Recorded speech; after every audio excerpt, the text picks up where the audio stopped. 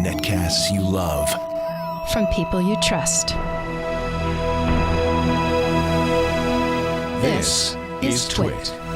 Bandwidth for the Tech Guy is provided by CacheFly. CacheFly.com. Hi, this is Leo Laporte, and this is my Tech Guy podcast. The show originally aired on the Premier Networks on Sunday, December 17th, 2017. Now, a little programming note. You know there's something coming up here. It looks like we're only about a week away from Christmas Eve and New Year's Eve. And so it's going to get a little quiet around here. We're going to do reruns for the radio, so there won't be any new shows, but there will be one new podcast, just one, a best of Tech Guy. So if you don't get a bunch of Tech Guy shows over the next 2 weeks, nothing wrong with your feed, nothing wrong with your podcast client. It's me. It's my fault. I went on vacation and I only left you with one show. Here's the good news. It starts up again, January 6th.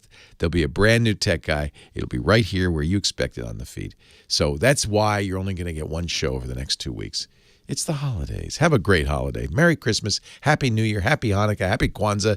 Enjoy the shortest day of the year, your winter solstice, or if you're in Australia, the longest day of the year.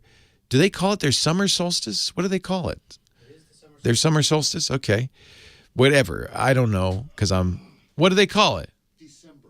December. They call it December. There's a June solstice. Oh, they just do it by the month. They don't do because it's not season, right? It's not seasonal. Do they call it a vernal equinox or a autumnal equinox? What do they call it? Yeah. It's the December solstice. My friends down under, you know what to call it. Just have a great time, and I'll see you next time. This is episode... Boy, I'm sorry we started that. 1449. Enjoy! The Tech Guy Podcast is brought to you by Texture. Access the world's most popular magazines anytime, anywhere, using your smartphone or tablet. Try it free for 14 days at texture.com/twit. And by Rocket Mortgage, by Quicken Loans. Home plays a big role in your life. That's why Quicken Loans created Rocket Mortgage. It lets you apply simply and understand the entire mortgage process fully, so you can be confident you're getting the right mortgage for you. Get started at rocketmortgage.com/techguy. And by GoToWebinar, a trusted webinar platform with over 55,000 customers who've hosted over 2.7 million interactive web events to connect with their audiences this year. For more, visit gotowebinar.com/podcast. Well, hey, how are you today? Leo Laporte here, the Tech Guy. Time to talk computers, the internet, home theater, digital photography, smartphones, smartwatches, all that jazz. 8888 Ask Leo is the phone number. 888-827-5536. Toll free from anywhere in the U.S. and Canada. If you want to join the conversation, you can also visit our chat room. Lovely people in there. Lovely. They're at irc.twit.tv. You can go there in your browser, and if you have an IRC client, if you're that kind of old worldy, you could do it with your IRC client, irc.twit.tv. Nicely moderated. We're in the Twit Live room, all hanging out together. You can also visit our website. In fact, all the information you need about the phone number and the IRC channel and questions and answers and all that stuff, where to hear the show, that's all there. TechGuyLabs.com. In fact, you don't really need to write anything down as you're listening to the show. Just enjoy it. Let it wash over you. And then if you hear something you want to know more about or you'd like to make a note of, you don't have to. We've got a guy doing that, James DeRuvo. Hello, James. He's writing it down as we speak at the website, techguylabs.com, so you'll find all the links, everything we talk about there. And it's free. There's no sign up. I don't charge you. It's all wide open like the internet. Open and free. Like the internet. Open and free. You know, it's interesting because people who want to know better, a lot of people want to know better, have been tweeting at me. I've read articles from Fox News and others saying, oh, we don't want any regulation of the internet. We don't want the FCC to get involved. We want no micromanagement of the internet. Let the internet grow and be free as it used to be without interference from the government. And I despair sometimes. I think how do I explain why that's not right. First of all, the internet was open and free because of protections. First, from the people who developed it, and then later from the FCC. It isn't naturally open and free. And I guess we have to go back a little bit, because maybe I have to explain why we need regulations. And I think there are people, and I understand, who say, there should be zero regulations, no government regulations. There's three parties kind of involved here in this. There's businesses. I'm a business owner. I understand how business works. There's government, and there's the people. We the people. And, in the, I guess, early days of civilization, you probably didn't need a government. You went down to the butcher, and you bought a pound of hamburger. He'd put a pound of hamburger on the scale, and you'd take it home, and you'd know you had a pound. You go to the gas station, you put a gallon of gas in, you know it'd be a full gallon, right? Because he's not going to cheat you, because you're going to see him at church. You're going to see him around town. He's not going to cheat you. If he puts his thumb on the scale, you're going to catch him and say, hey, knock it off. And if they persist, you're going to go to another butcher, because you have a choice, right? Problem is, if the butcher messes with his scale, or the gas station messes with the pump, you might be getting a quarter pound less or a quarter of a gallon less. You wouldn't even maybe know it. What if they just took 10% off? That's a 10% boon for them, 10% more profit for them, and you probably wouldn't notice 0.9 gallons or 0.9 pounds. That's close enough. Most people are pretty honest. You know what? Most people are pretty honest. But there's a few of our friends and neighbors, them, with a little larceny in their heart and a chance to make a little bit more. Why not? Who does it hurt? I'll make a little more.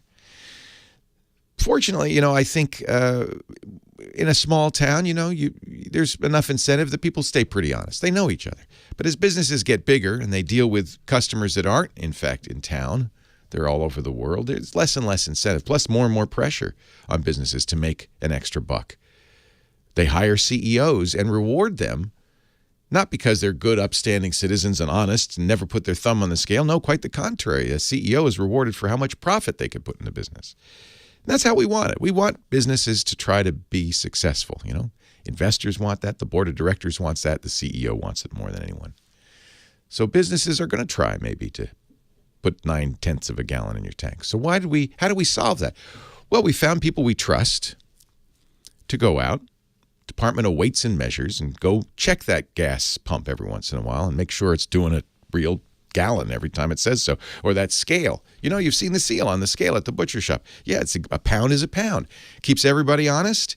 We pick people we trust. If those people become corrupt, we replace them. We get rid of them, because this is how it needs to work. That's called regulation. Regulation keeps our water safe. Make sure that you get the amount of gas you promised. Can we agree that we need that in this day and age? In any world where people are just going to always maybe try to make a little extra buck, we need somebody working on our behalf to protect us. Can we agree on that?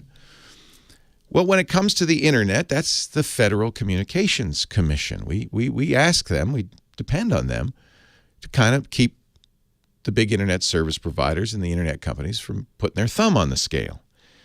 See, if you're Comcast, for instance, maybe you would sell a internet package that's 20 megabits per second and only give you 10. You might do that. Do you get all the internet your package says you're going to get? Well, and it says there's little words in there, say up to 20 megabits. But do you ever get the 10 or 20 megabits? Up to. That's the FTC, right? The Federal Trade Commission. They regulate advertising. Problem is, much like your gas pump or your scale, there's inside there, it's a black box, there's workings, you don't know what's going on. And internet service providers have strong incentive for a number of reasons to put their thumb on the scale. AT&T, I'll give you an example. When Apple's FaceTime came out, AT&T saw this, and I understand why. Look at their business as a threat to their phone service. They do phone service, and all of a sudden people are going to use our internet service to make phone calls, so they blocked FaceTime. FCC said you can't block FaceTime, find them, and they stopped blocking FaceTime. That's how it should work. That's why government regulation in some cases is very useful, because it's a balance. It's a balance between we, the people, who want to get what we pay for, and companies who, and we set it up this way, and it's completely appropriate, try to make as much money as possible. But we need a referee. We need somebody in a striped shirt to say, yeah, no, that's not okay. You're not playing by the rules. Now let's talk about the rules of the internet. Why the internet needs to be open and free. The internet was created so that it didn't matter what those bits that you're getting from your internet service provider carried. It didn't matter. All bits are created equal. And the internet service provider should not be looking at those bits and say, well, I see from those bits that you're using FaceTime. That competes with my business. I'm not going to let you do that. I'm going to block that bit. Nope, not allowed. There's other ways internet service providers can put their thumb on the scale. They might say, well, I see from those bits that you're watching TV, and I'm Comcast. We would prefer that you use our TV package to watch TV, so I'm going to block those bits. No, FCC steps in and says, you can't do that. No, you can't do that.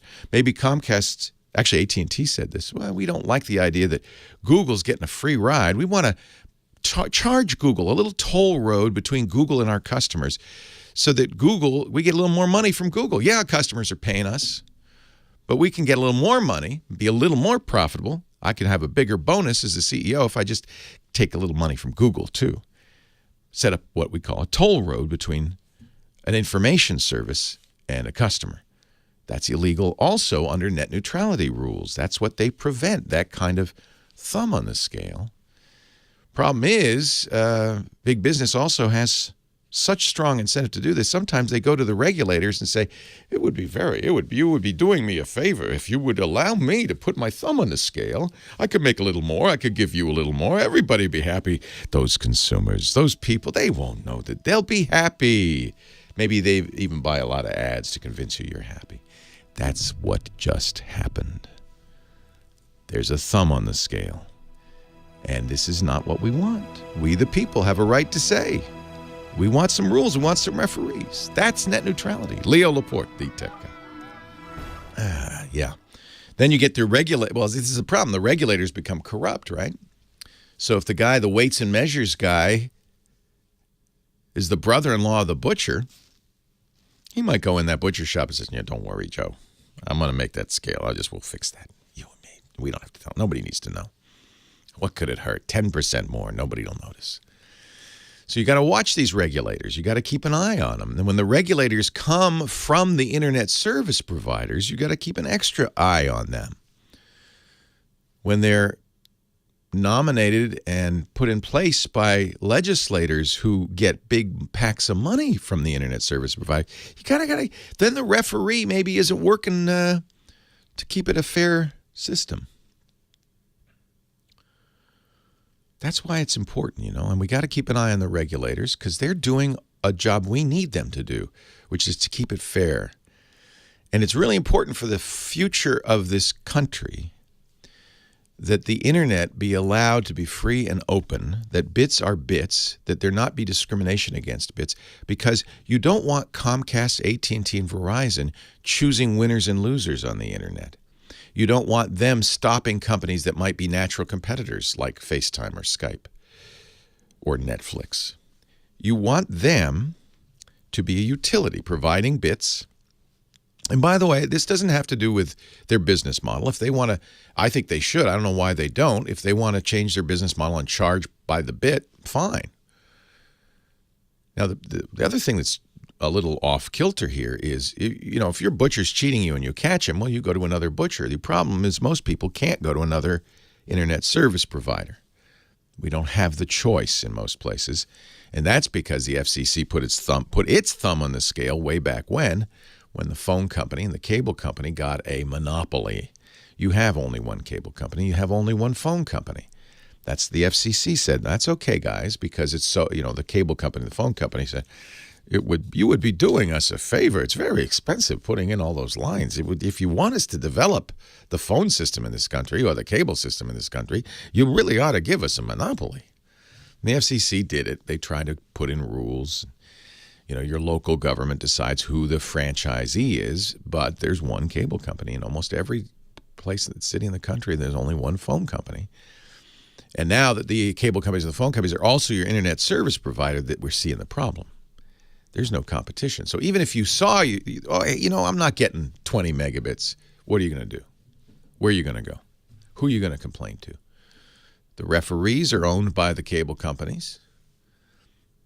The monopoly, they have a monopoly. You got no choice. So, at this point, we got to hope that the other referee system, there's a thing called the courts. This is why, by the way, the Founding Fathers created this system of kind of keeping an eye on each other called checks and balances. And there's really three branches of government, but I'll say there's four because you've got the executive branch, you've got the Congress, the legislative branch, you've got the courts, and the fourth estate, the fourth is the press. And the idea is everybody keeps an eye on everybody else, keep them honest. So it's not over yet. The executive has failed us. The FCC has tilted the playing field very much in the favor of these big internet service providers. But there's still hope because there's the courts and there's the press and maybe even Congress. We'll see. Leo Laporte, the tech guy. 8888 ask Leo, the phone number. And I should be honest. Let's be honest. Everybody should explain their conflicts of interest. I have a conflict of interest. I want the internet to be open and free because besides doing this radio show, I'm also a podcaster. I make content, TV and radio shows that are distributed not through radio towers or over cable lines, but through the internet.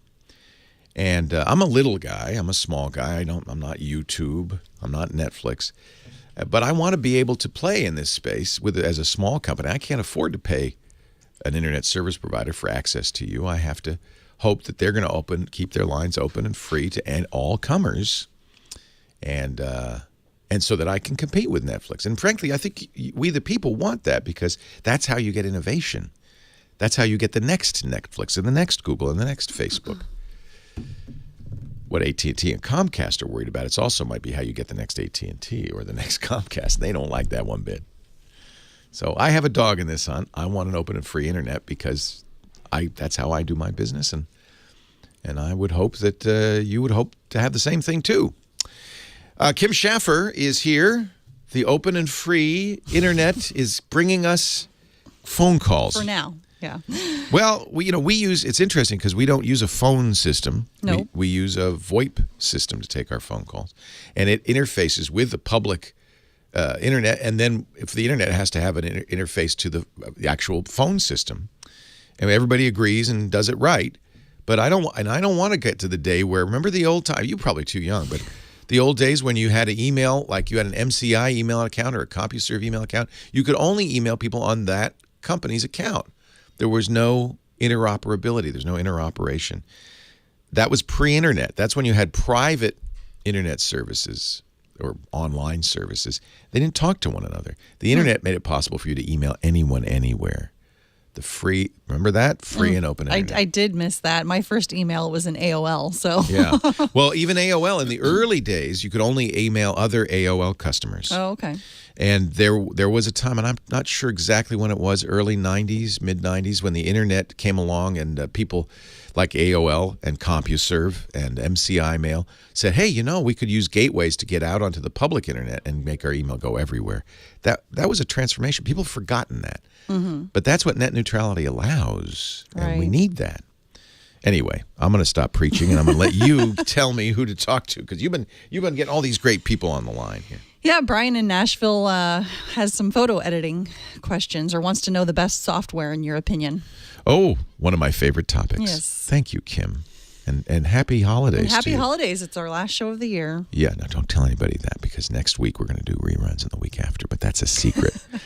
That's a secret. Cat's out of the bag. No one need know that.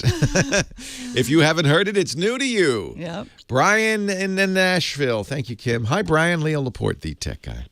Hello, how are you doing? I'm very well. How are you in Nashville? I am hanging in like a hair in a biscuit. Mm-hmm. So I always give you that opportunity, and you always take it, and I'm proud of you, Brian. Proud of you. Yep. Well, I'm still waiting for you to say, nope, I'm not going there. But you never do. Why should I deprive you of the joy you get from saying that? Well, I'm going to have to check with some friends and see if we have one that's we have an alternate version to Come that. up with some new ones, yeah.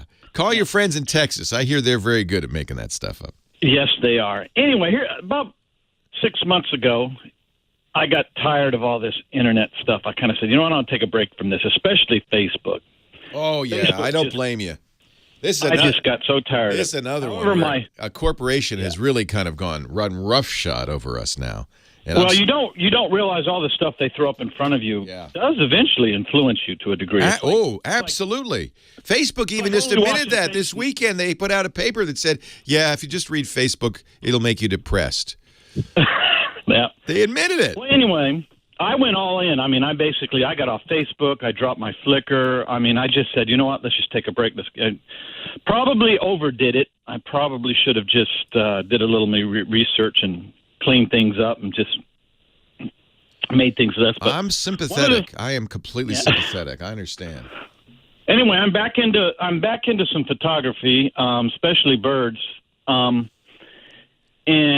I realized getting back into it after photography's been a year. I realized my Lightroom was still a version 5, and I also noticed, which I won't ever do again, when I purchased the Lightroom online the last time, I thought you could cancel it at any time, but no, when you ordered it for $9.99 a month, you had to have it for 12 months, or they charged 50%. So it's like So I'm kind of looking. You know what?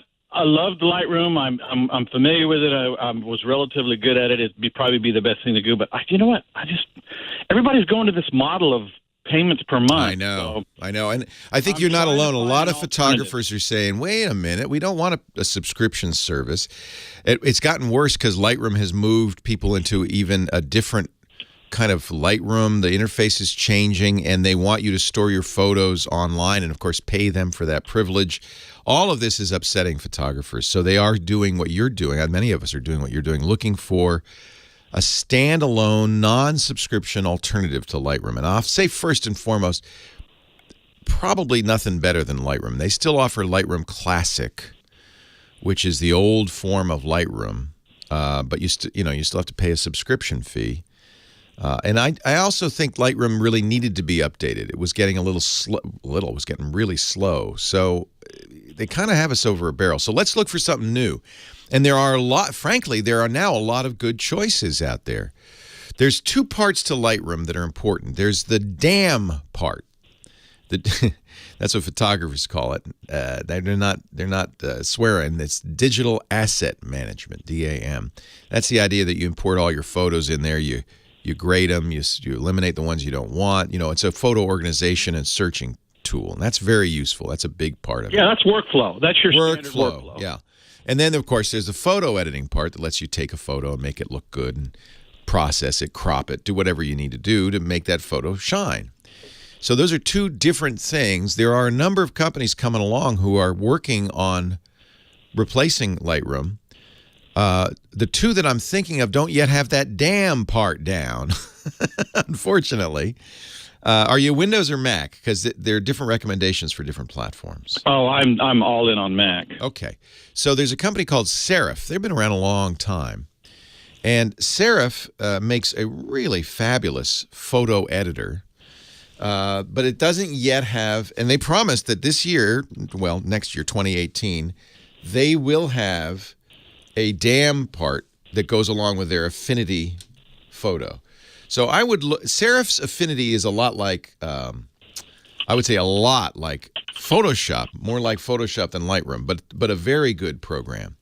There's another company that I would pay attention to. They used to be called Mac Fun, but they're doing Windows products now, so they had to change their name to Skylum, Skylum. They also have a superb editor called Luminar. They also have an HDR program called Aurora. They have a black and white program called Tonality Pro. All of these are excellent. They're missing the damn part as well. They say they will have it in 2018. So those two are my favorites right now. Leo Laporte, the tech guy. There's also, the opportunity to use a different program as a DAM program. I use Photo Mechanic, for instance. Perhaps you're familiar with that. That's Windows and Mac. I use that because Lightroom was getting so slow on my raw images that I just couldn't keep. I couldn't keep using it. So I use Photo Mechanic to import and arrange my photos.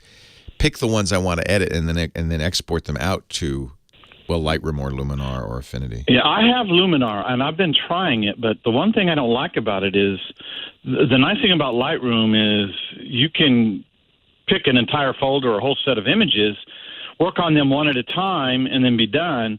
Luminar, you either have to do one at a time or you have to do batch on everything. So I didn't find any easy way.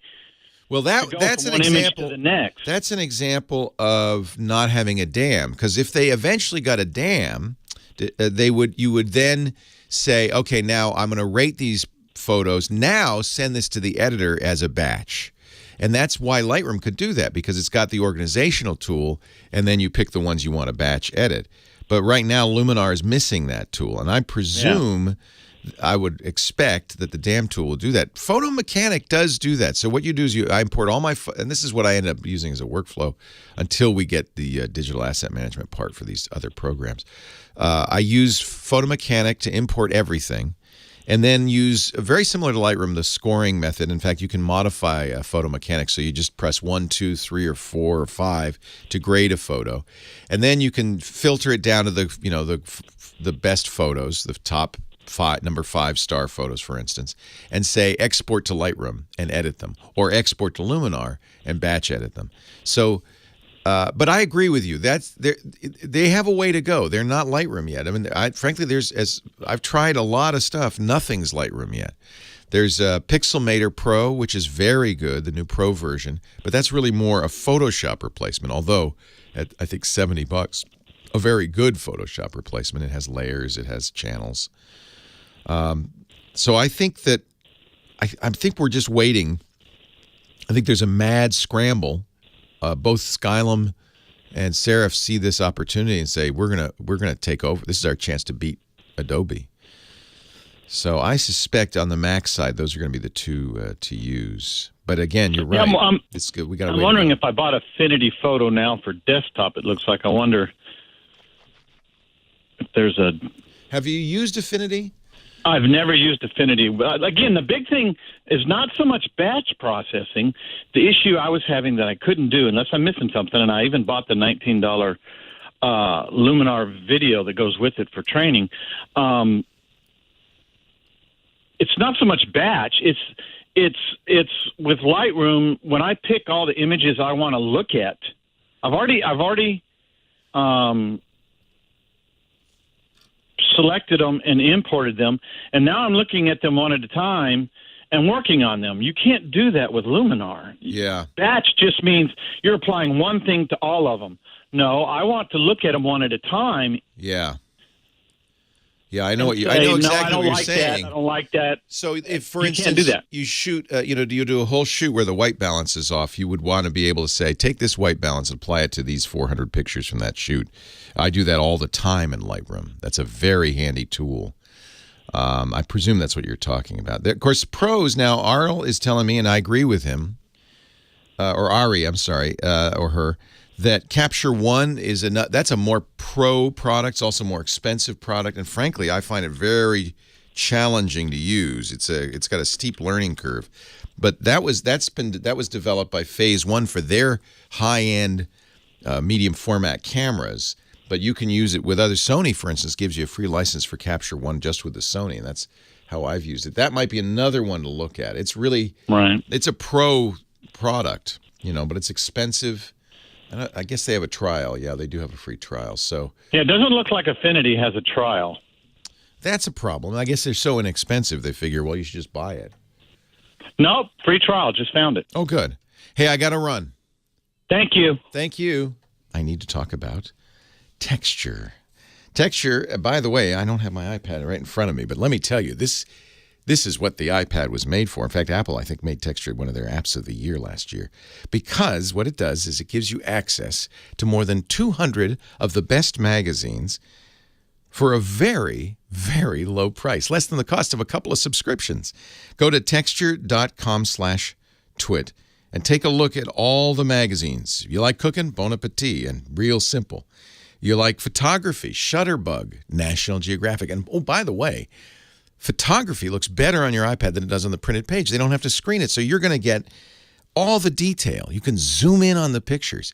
It's easy to read. You get all the pages that are on the newsstand issue, plus back issues, plus bonus features that aren't in the magazines, like video. I love the curation Texture does, too. There's always a great article to read, and if there's a category you're interested in, you can go to Texture, what's new and noteworthy, and find something you're interested in. They even have collections of magazine articles from a variety of magazines, many you've probably never heard of. It really broadens your reach. When the winter hits, you can look at a far Airbnb, Condé Nast Traveler, and dream about where you're going to want to go. If you like those debates, those political debates, The Atlantic, the Time magazine, if you like Hollywood gossip, Entertainment Weekly, People, Us, it's all there. 200 premium magazines.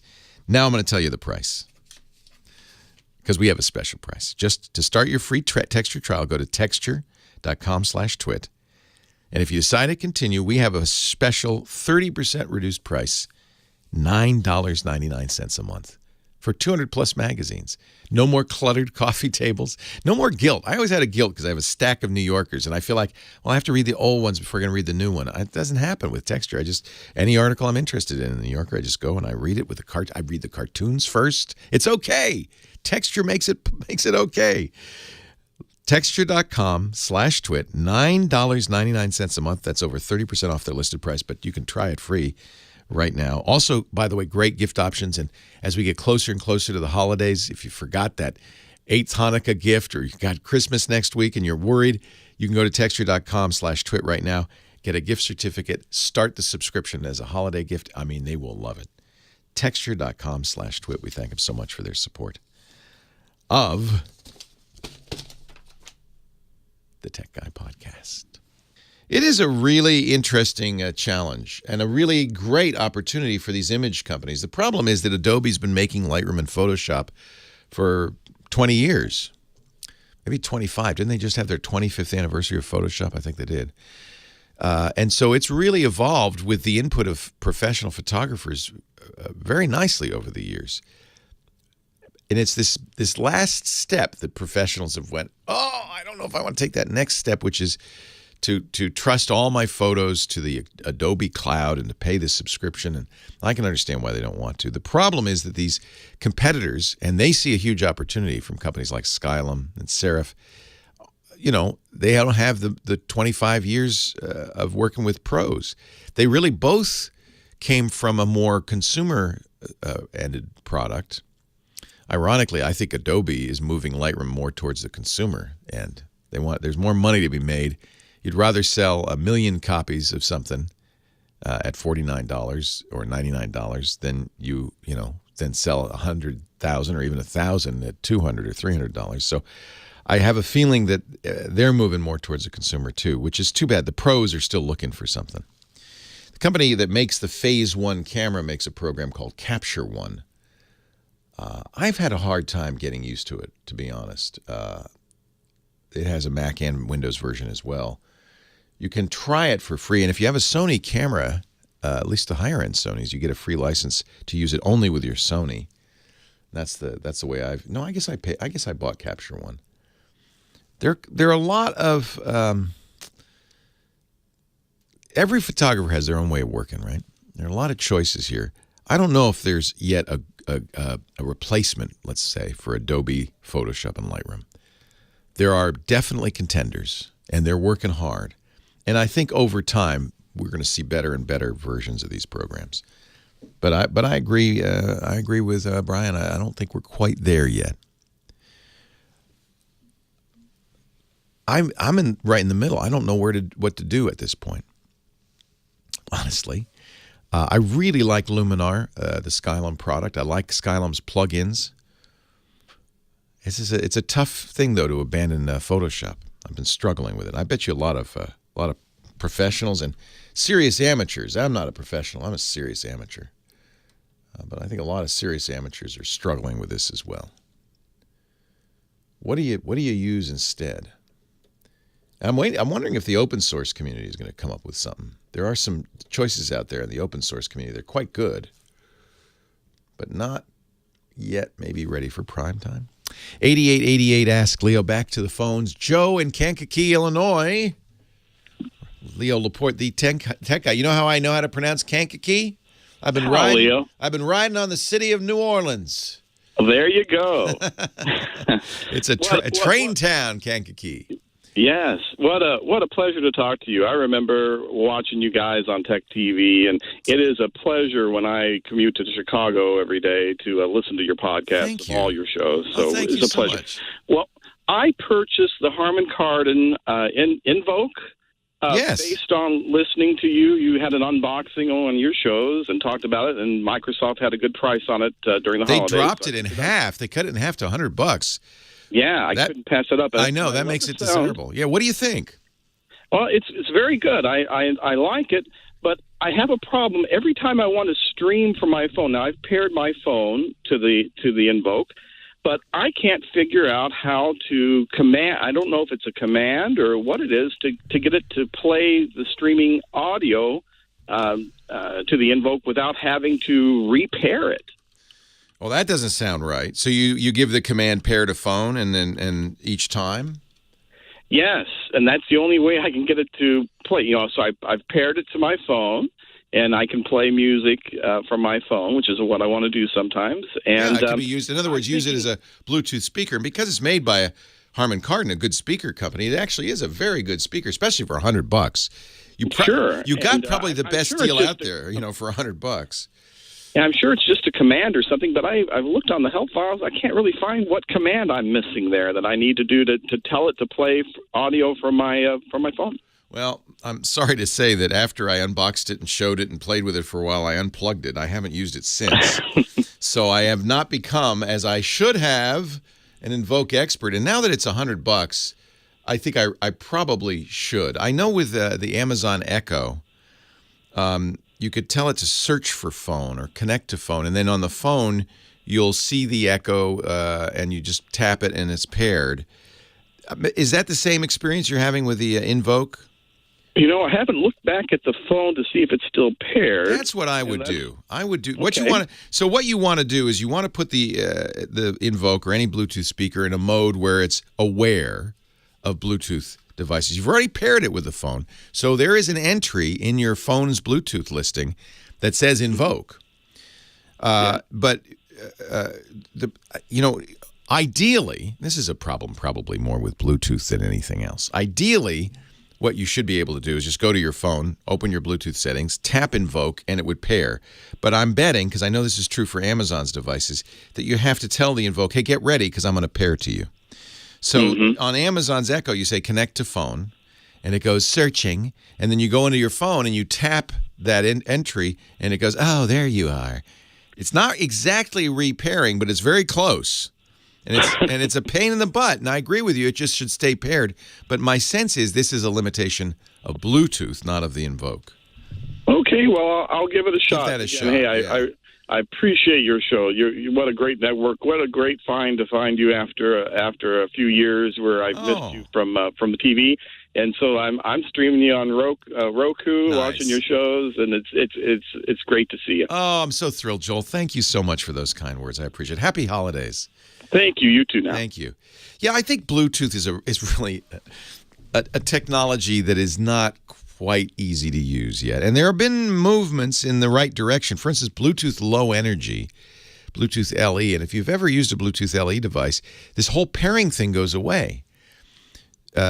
Two devices, your phone, for instance, and a speaker, or a phone and a thermometer. I have a meat thermometer that uses it, Bluetooth LE, will you just see each other. You don't have to go any active pairing. You'll just see each other and they'll kind of connect. And that's really how it should be. Why we don't see more of that, I'm not sure. I'm really not sure. And I haven't used this Invoke long enough to have tried some of these more advanced things. The Invoke is very much like the Echo, even looks kind of like an Echo. It's a black cylinder. I think they have silver as well. But it has a good speaker in it. And the speech assistant is Cortana, which is Microsoft's speech assistant. Cortana is an interesting thing. It's, I would say, better than Siri, Apple's speech assistant. Not quite up there with Google. And because it's Microsoft and not Amazon, it doesn't have many of the features of Amazon Echo. Echo is not the smartest speech assistant in the world, but because it ties to Amazon services, and because there are now, I just saw the latest count. There's 75,000 skills, third-party skills written for the Echo, more than any other speech assistant. It's still the leader. It's been out the longest, and it's still the leader. I hope, I feel like the fact that they're cutting the price of this Invoke in half tells me this is it. This is the one and only Cortana device, Cortana speaker besides your phone or your computer, your Windows 10 computer. And that's kind of too bad. Competition is good for all of this stuff, but it's going to end up coming down to Amazon and Google, I really think. Leo Laporte, the tech guy. Yeah, the GIMP is really more a replacement for Photoshop in my estimation. I have been using actually quite a nice open source photo editor called Darktable that is kind of, it seems to be aiming to a one-to-one feature competitor for Lightroom. Like they're trying to do Lightroom basically. And I like Darktable pretty well. The big problem, and I don't know if open source can solve this or not, is the RAW engine. So the real key to all of this is the RAW engine. Adobe Camera Raw. Apple has its own RAW engine. And what it is a renderer. It takes the raw photo off of your camera. If you use RAW, if you use JPEG, Darktable's great. And really, you have many, many more choices. But if you want to shoot RAW, Camera Raw is when you take a picture and the file contains all the data, unprocessed, just all the data. Now, the camera itself will create, in order to put it on the LCD screen, a JPEG thumbnail of it. And when you import it, many programs will use that JPEG thumbnail. Many cameras will even save a JPEG sidecar.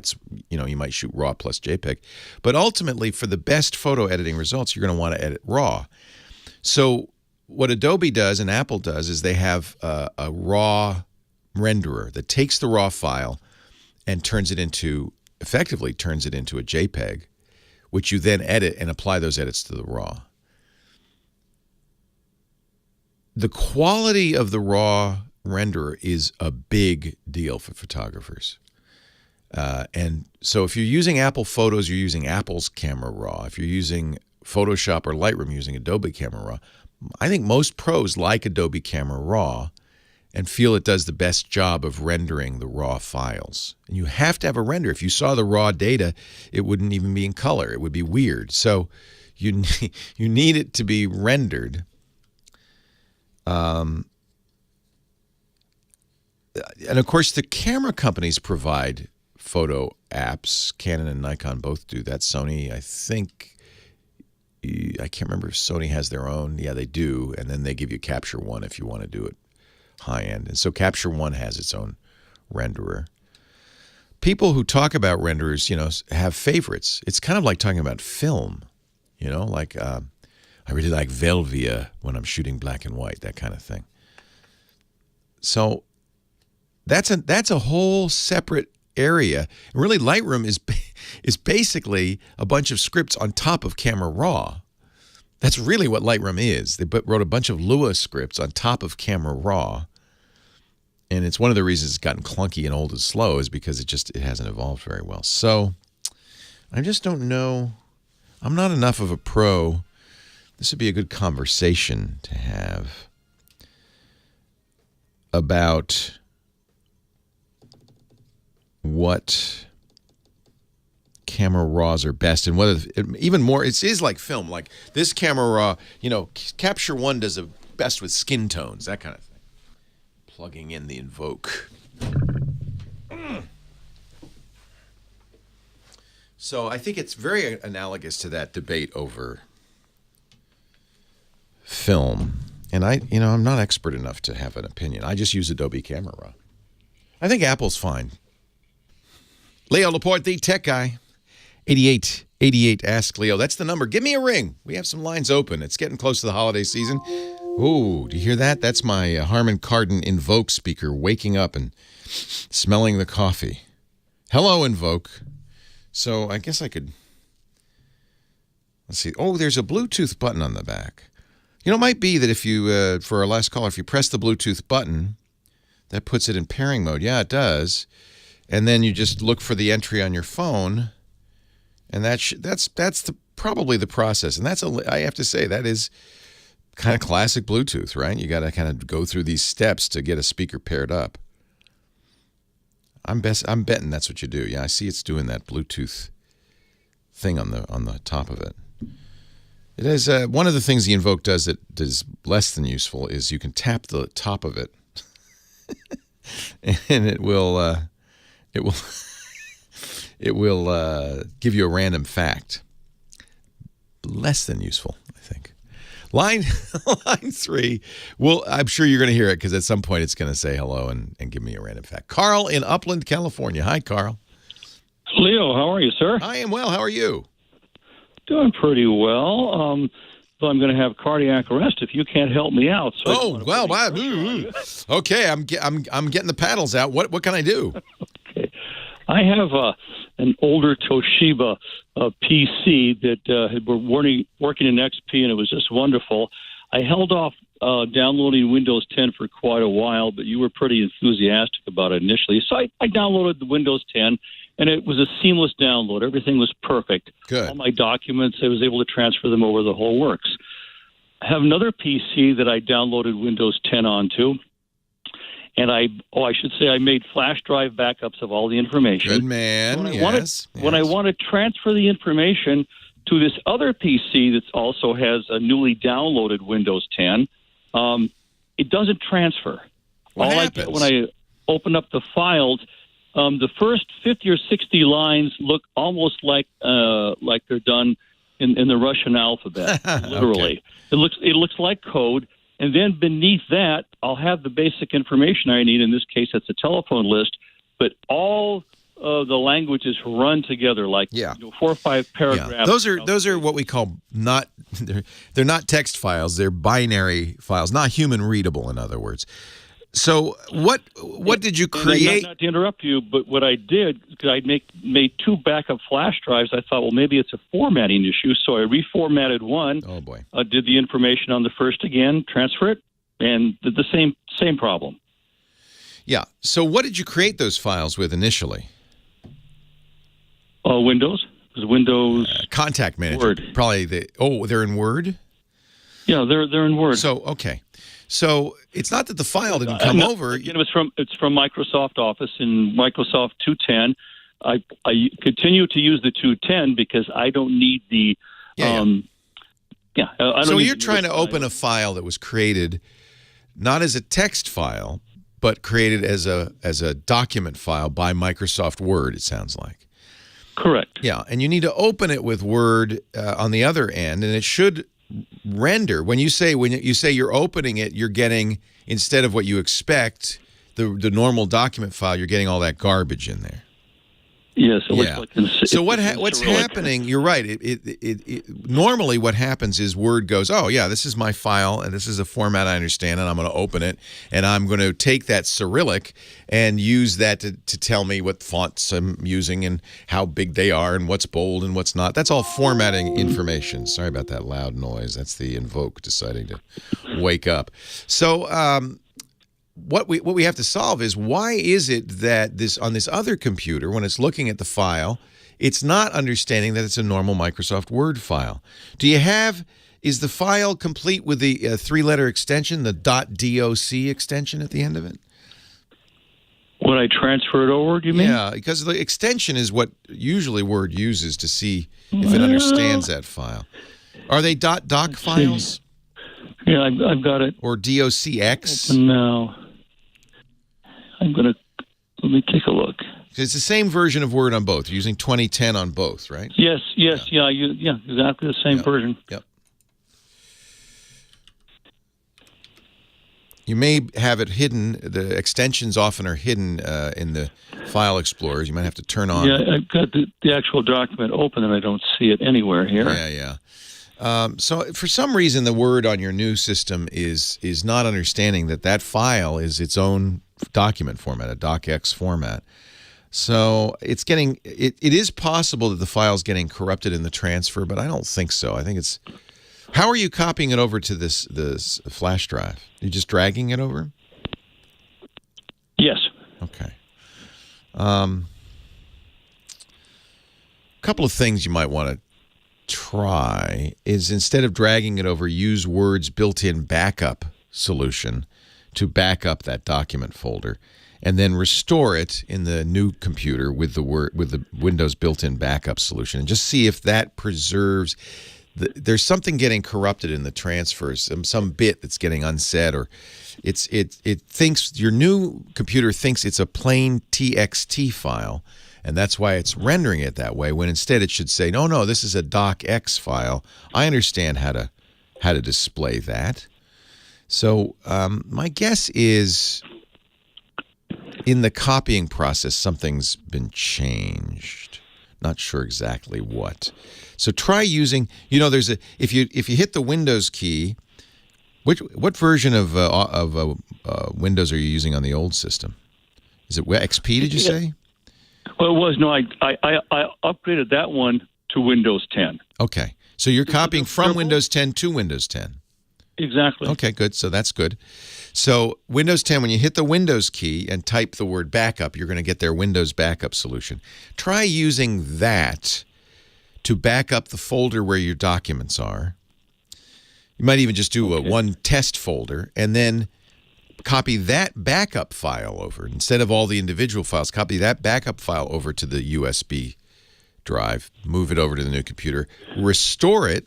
Same thing, hit Windows key, type restore it in Windows 10 Restore, and see if that preserves it. By doing that, you're going to preserve any information that's associated with the file that helps Microsoft Word understand what that file is. You need Word to understand that is a docx file, not a text file.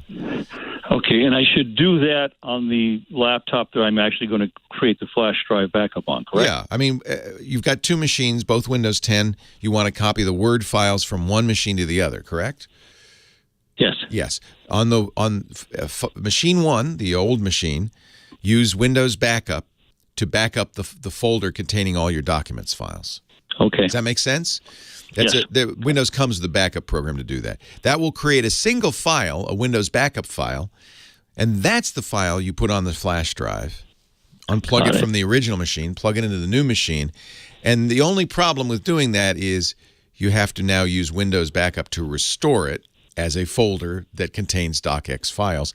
You probably can double-click it. In fact, I'm sure you can. When you stick in the flash drive, it'll open up on your desktop. Double-click that backup file. Windows Backup will launch and say, where would you like me to restore these files? You restore it to a folder, My Word Files, and they should then open just fine. Wonderful. Yeah. I will give it a try, sir. So do you understand the problem is that somehow some information that is in that file that tells Word, oh, this is one of your files. This is a docx file. You need to open this as a docx file, not as a text file, is missing somehow. It's a bit that's missing, maybe a secondary file that's missing. I think that somehow that didn't get copied over properly. Backup should do it right. Okay. Thank you again. I guess I don't have to go through the cardiac arrest. No cardiac arrest here. We don't let we can't afford to lose any listeners. We need every one of you. I hope that works. And if it doesn't, call me back and we'll fix it. I will. I listen to you so religiously. Thank you again. Thank I appreciate your time. Yeah. As long as you're using the same version of Word on both sides, and as long as that document's not modified, it should open just fine. So I'm presuming you're using Microsoft Office 2010 and the same version of Word, not WordPad. Remember, not especially not Notepad. If you open a document file from Microsoft Word in Notepad, you'll see what he's talking about. The gibberish at the beginning, that's formatting information. It's not human readable. It's not text actually. It's the Notepad is trying to render it as text, but it's not text. It's binary data. That's just designed for Word to read. And Word reads it and goes, okay, you're going to use this font. You're going to put it this way. You're going to have this margins. It's formatting information. That's why it's at the beginning. And there'll be continued formatting information through the document. Okay, make this bold. And Word won't show any of that because it's going to use that as rendering information. It knows what's text. It knows what's rendering information. It will just show you the text appropriately rendered. But if Word doesn't understand that file, I can't read this, it's just going to say, well, it must be text. And that's when you get all the gibberish. Leo Laporte, the tech guy. More of your calls right after this.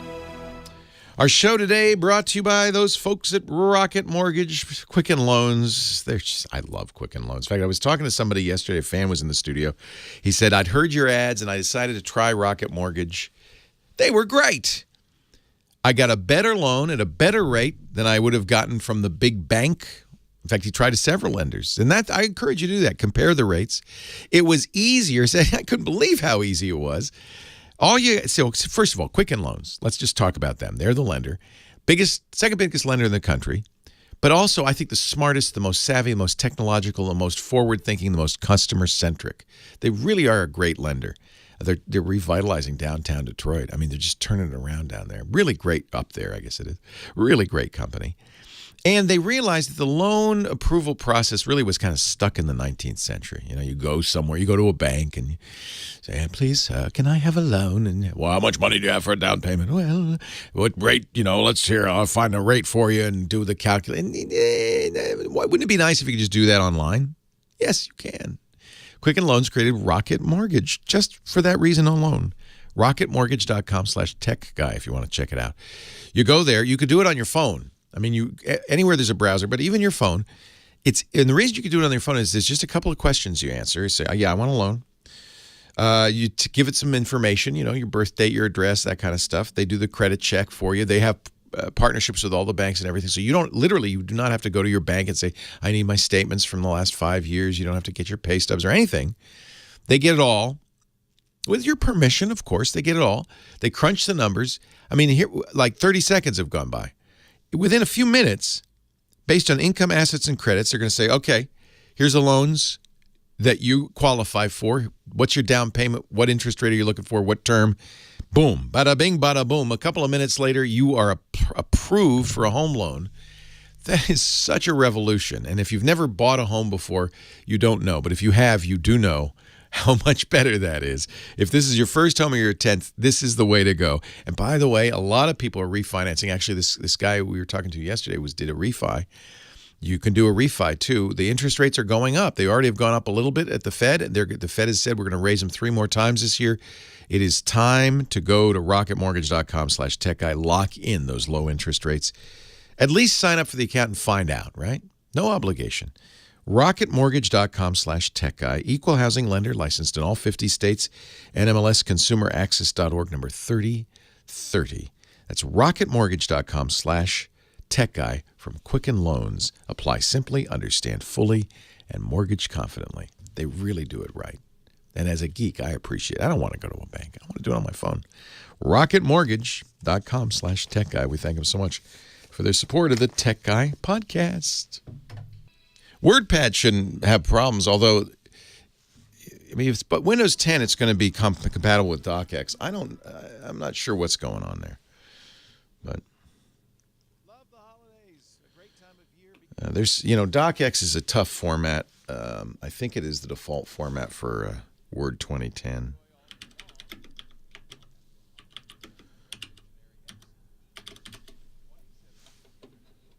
Yeah. It's the default file extension.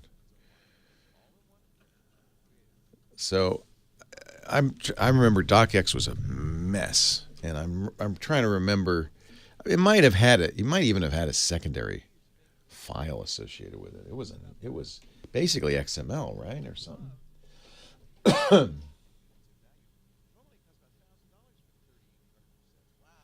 You got to make sure it says DocX, not Doc. That could confuse Word.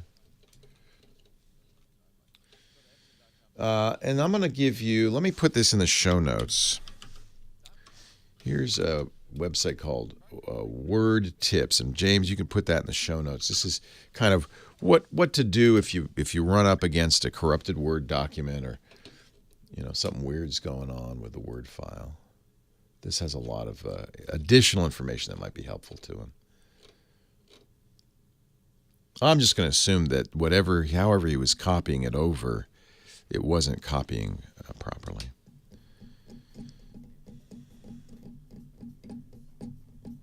I am not going to have him install OpenOffice.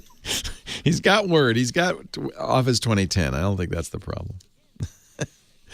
It's really, and this is actually a little tip from the tech guy, having done this for 25 years now. It's very tempting to start going off in space with lots of solutions. You know, you can give somebody 20 solutions for any one thing.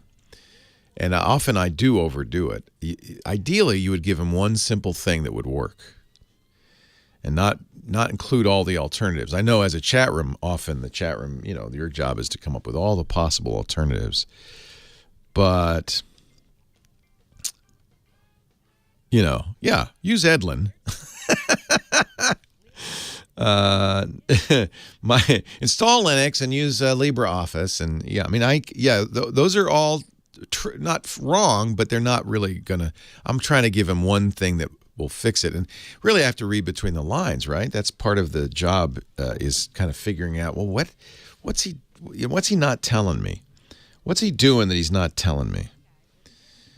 And I think, yeah, keep it simple, logical, follow the path. I think you're right, Chumley. Now, I admit I'm often fail at that, but that's the goal.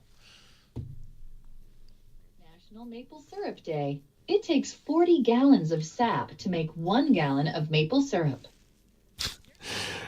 I'm just the sap to do it. So every time you tap the Invoke, it gives you a new fact. Here's an olfactory factoid. Humans can detect the smell of a skunk up to a mile away. Wow, that's some long-distance skunk funk. I feel like this is designed to make you feel good about Cortana, but it just makes me want to punch her in the nose. Here's an interesting little piece of innovation history. The flute and the sewing needle were both invented before the wheel. Now, the caller said he had Office 2010 installed on both. You know what? Here's a between-the-lines guess. Might not be right. That he didn't actually install Office 2010 on the new machine, that he just dragged the Office files over. And if that's the case, of course, what's not been done is the file association database hasn't been updated with docx. So if I'd really thought about it longer, and I don't have enough time to do this, maybe the answer would be this. Certainly this would have been a question I should have asked him. On your new machine, did you actually use the Office 2010 installer to install Word? Because if he didn't, then the file association's broken. So there's a lot of things that would solve it, but I'm not going to tell him to install OpenOffice. Sorry. Had I thought about it a little longer, I probably would have said, now, one thing you want to make sure to do on the new machine is full install of Office 2010. You can't just copy the Word program over. You have to install it. Yeah, I suppose it's possible macros are blocked. Macros are normally blocked by default. I don't think that's it. Thinking about it, I'm going to guess that really is the problem. That would produce those results, right? If you didn't, and in fact, my solution won't work for him because he still doesn't have an Office 2010 install on the new machine. So when he double clicks that docx file, it's going to go, I don't know what this is. It might not even be opening Word. It might be opening Notepad or something. It could be a damaged normal .dot file. That's right. But all of that would be fixed if you installed Office on the new machine using the installer. So let's add that, James, as well. I don't remember the guy's name. I'm sorry, James. But let's add that as well. Step one, just to be sure, make sure you have fully installed Microsoft Office 2010, the same version that you have on the old machine on the new machine. Yeah, I don't know, Lawn Dog, maybe. Depends. You know, if you have Office 365, no. I guess he doesn't because he has 2010, right?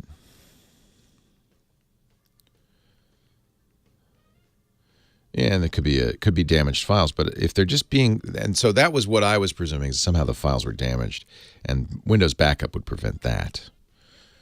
It would probably do it right. Yeah, it might be like exactly, Uncle Bick. If the file association is broken, it might be he might think it's opening Word, but it's not. It's opening something that's not Word. Like, right. Well, hey, how are you today? Leo Laporte here, the tech guy. Time to talk about computers, the internet, home theater, digital photography, smartphones, smart watches, all that jazz. 8888 Ask Leo, that's my phone number. Give me a ring. We can talk high tech as we, enter the holiday season. I know a lot of you are doing some shopping, Hanukkah or Christmas gifts you need to get, Kwanzaa gifts for yourself too. I think that's a Druid tradition on winter solstice. Give yourself something nice. I'm going to make that up and say it's true. If you have a question about something you want to get or some help with something you already have, 8888 Ask Leo, the phone number. My friend Nick Bilton, who is a former Times journalist, he's now a screenwriter, big shot. He went to work for Vanity Fair, and he's written a number of books, Becoming Twitter, was it Hatching Twitter? His story of the founding of Twitter, and his most recent book about the Silk Road. And Ross Ulrich, the guy who created a black market using Bitcoin and then was later arrested. So he's kind of an expert on Bitcoin as well as Nick. In fact, I think he's writing the screenplay right now for Silk Road movie. Nick tweeted yesterday something that just, anybody like me who's been watching this tech industry long enough, I started writing about technology in the late 70s. And any tech journalist has had an opportunity here or there to, oh, man, if I'd bought Apple stock in 1978... it'd be worth something today, and I can go on and on and on. This is a very common thing. And fortunately, I from day one, or unfortunately, recused myself from buying tech stocks because I felt like, well, I want to be fair. I don't want to have a stake in the action. And if I'm going to be, a reliable reporter and reviewer on tech subjects, I can't buy tech stocks. So I stuck with mutual funds. My mistake. Although, the stock market's is up quite a bit since 1977. Nick points out that if you had bought $1 worth of Bitcoin, $1, if you had just on a whim in March 2010, almost 8 years ago, if you had just bought $1 worth of Bitcoin, today it would be worth $6.2 million. I think that's even better than Apple stock. $1 of Bitcoin purchased in March 2010 would be worth $6.2 million today. Another lost opportunity. The problem is, of course, how did you know to do that? Some people did. There's a guy, we don't know who it is, named Pine. That's his pseudonym. He probably, rightly so, doesn't want people to know his real name. But Pine was an early Bitcoin investor, apparently. And he has some money. As anybody who bought Bitcoin in those days would have some money, just because he bought it. Pine has already been giving away millions. He's become a Bitcoin philanthropist, just set up something he calls the Pineapple Fund. He gave the Pineapple Fund a little more than 5,000 Bitcoin. That's currently $86 million. It's all going to charity. I think that's amazing. But it's also just darn luck, right? It's just being at the right place at the right time. And, I have a friend who, when he first learned about Bitcoin, thought, well, one of the things about Bitcoin is you can make Bitcoin.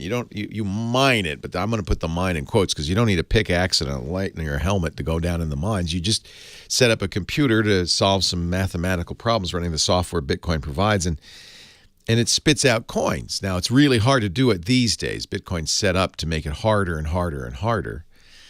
At this point, it costs so much in electricity to mine Bitcoin that it's only economical for people who get their electricity almost for free. That's why most of the Bitcoin miners these days are in China. They live next to hydroelectric power dams, where their power is cheap or free. My guess is it's not just in China. They're probably the Chinese government or Chinese military doing it, getting free power from their hydroelectric facility. So most people aren't Bitcoining mining in the United States anymore. Electricity is just too expensive here. I had a friend who did it in Arizona. It was pretty cheap in Arizona, but even I doubt that he's still doing it because it's too expensive. In any event, this friend Steve, you probably heard him on the show from time to time. He's my security guru, Steve Gibson. He was learning about Bitcoin. He set up a little Bitcoin miner, just a cheap PC in the corner. Next morning, gets up 50 Bitcoin. Just popped out of it. Free, nothing. Cost him nothing. It was an old computer. 50 Bitcoin. Close to $1 million worth of Bitcoin. Like that. Just like that. The really sad thing is, Steve, it's just sitting in the corner. He hasn't ever done anything with it. The wallet that the Bitcoin's stored in, it's a digital wallet, is on a hard drive in the corner. He said, well, I don't know. Last time I checked it, the drive wasn't working. It's kind of ironic because Steve writes a program, a very famous program called SpinRite, that recovers damaged hard drives. He said, I don't know. Should I run it on this hard drive? I don't know. Steve, it's like $800,000 in your corner, and you're going, I don't know. Should I open up the box? Should I look and see? And it's in there. The part of the problem, see, it's easy to say now, in 2010, if you'd bought this, you'd be rich. But part of the problem, as with stocks, it's the same thing. You got to know ahead of time. If you're Marty McFly coming back from the future, you could easily say, well, come back to 2010, set my time machine for March 2010. I'm going to buy 100 Bitcoin. Set my time machine now for December 2017. I got almost $1 billion. I retire. I spent $100 to make $620 million. I'm going to retire. That's why we need time machines, though, because without a time machine, did you know? It's like the guy who spent 10,000 Bitcoin to buy 2 pizzas. At the time, it was a pretty good deal. Had he known that in 2017, those 10,000 Bitcoin would be worth hundreds of millions of dollars, he might have thought twice about it. That's a very expensive pizza, but at the time, it didn't make any sense. And then the question is, and I think this is why my friend Steve isn't really hurrying to open his wallet. Let's say he had access to it. Do you sell it now? Or is it going to go up? A year ago, we were talking about Bitcoin. We couldn't believe it's at $1,500 a Bitcoin. It's now at $15,000 a Bitcoin. And it could, what will happen next year when it's at $150,000 a Bitcoin? And you said, I sold it for $800,000. I probably should have kept it because it'd be worth $8 million today. I don't know. There's a lot of luck in that. It's amusing. I find it amusing and just kind of silly. But walking amongst us, right now, there are people who are Bitcoin millionaires. There's even one person, at least one person, who is a Bitcoin billionaire. And that's the guy who created Bitcoin, a Japanese name. We don't know where he came from or who he is. Satoshi Nakamoto created it in 2009. And as often is the case when you create a pyramid scheme like Bitcoin or a currency like Bitcoin, he has quite a bit of it. And part of the reason people wonder if he's even still alive is his Bitcoin's worth quite a bit. More than $17 billion today. And he hasn't touched it. If you had $17 billion in a hard drive in the corner, you might want to cash it in, wouldn't you? $17 billion. He might become the first trillionaire if Bitcoin keeps going up. Leo Laporte, the tech guy. It's got to be dead, right? Unless he's already rich or has enough. Maybe he's a 100 millionaire and he doesn't see the need for the money. Or maybe he believes Bitcoin will continue to go up. Wouldn't you feel silly if you sold your Bitcoin? He's the 52nd richest man in the world right now, if there is one Satoshi Nakamoto. It's not his real name. We know that. Winklevoss twins are billionaires. They had the foresight to get into Bitcoin big. They bought $11 million worth of Bitcoin some years ago. It's well worth more than $1 billion.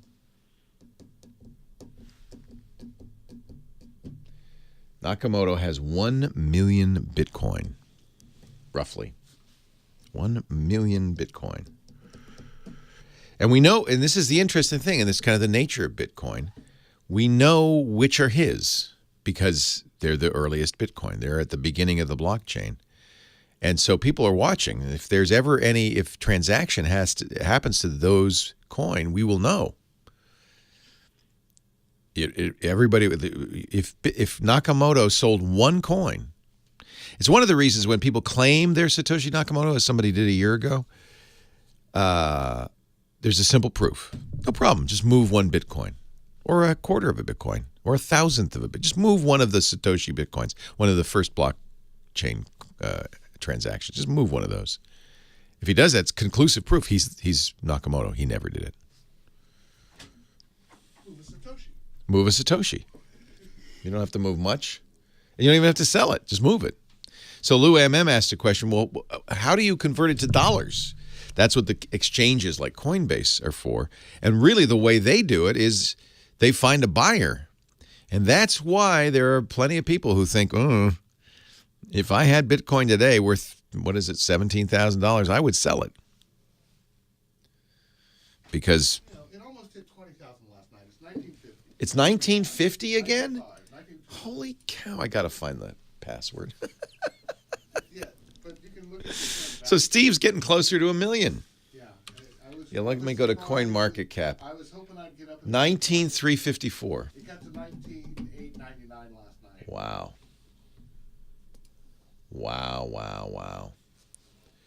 That is amazing. It got up there, then it dropped, and then it went back up. Well, because people sell off, It tells me that it's not going to crash. I don't think it's going to crash. I think there's a market for it. But again, that's the issue.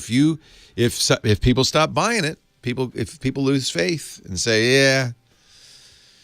And that could happen. News events could do that too, because the Chinese governments could say, really more importantly, the U.S. government could say, we're going to, I don't know what, we're going to make Bitcoin illegal. Chinese already have made Bitcoin illegal, I think. But that's why neither Steve nor I are anxious to find our Bitcoin, because then we'd have this conundrum of, well, what do you do now? Do you sell it? Do you keep it? Do you sell one coin? Collect 20 grand and say, well, I have 7.85. Do you sell one coin, or what do you do?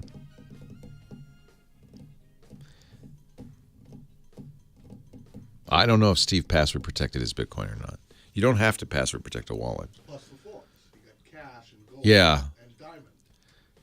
Oh, there's diamond too? Diamond's teeny. Yeah. But cash is Somebody said when I described this idea of going to an exchange that supports cash and gold, Bitcoin cash and gold, and claimed my cash and gold, they said, no, it doesn't work that way, but I don't know if they know. There's a lot of misinformation. Chris did it. Yes, Chris Marquardt. Hey, Chris, did you cash your Bitcoin in for Bitcoin Gold and Cash? Well, it doesn't work like that. They are split out. They're the same blockchain up to the point where they fork. Oh, so you don't get extra money. It is extra money pretty much. You only get what you got, what the fork is. Okay. We'll be back. Leo Laporte, the tech guy. Merry Christmas. I love it. I didn't, it's funny. I've been talking about Bitcoin, and I just was assuming it was, last time I checked, what was it, $14,000 or $15,000?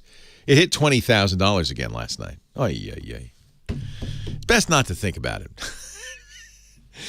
Chris Marquardt, our photo guy, coming up in about 10 minutes. We'll talk about digital photography. Meanwhile, Karen, Los Angeles. Hi, Karen. Leo Laporte, the tech guy. Oh, hi. God, I was falling asleep listening to I'm Bitcoin. Sorry. I didn't mean to put you to sleep. I'm sorry. I used to listen on KFI on Sundays, and then they did this charger nonsense. So I started listening on iHeartRadio. I started listening Sundays, watching you on the computer, which is great. Yeah, we stream. Except that I'm stuck all day Sunday. Oh no! I'm sorry. You can still take it.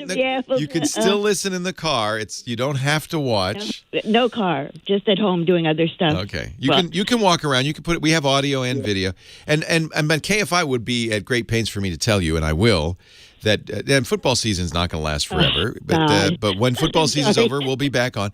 But in the meantime, they do continue broadcast the show on the iHeartRadio app. So I don't have a cell phone. I'm too poor. Okay. Well, I'm glad you found me on your computer.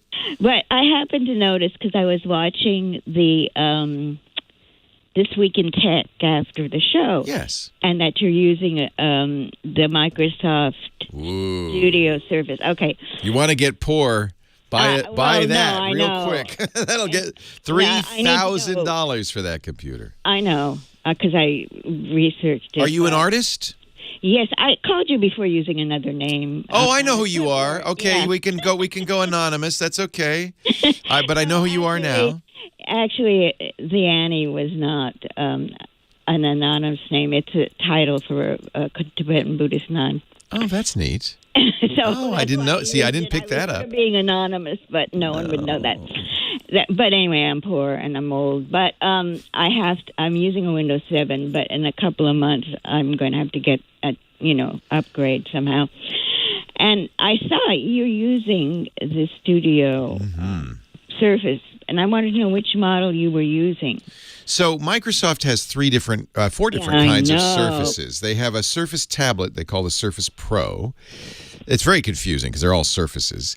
They have a Surface detachable tablet laptop-like thing called the Surface Book.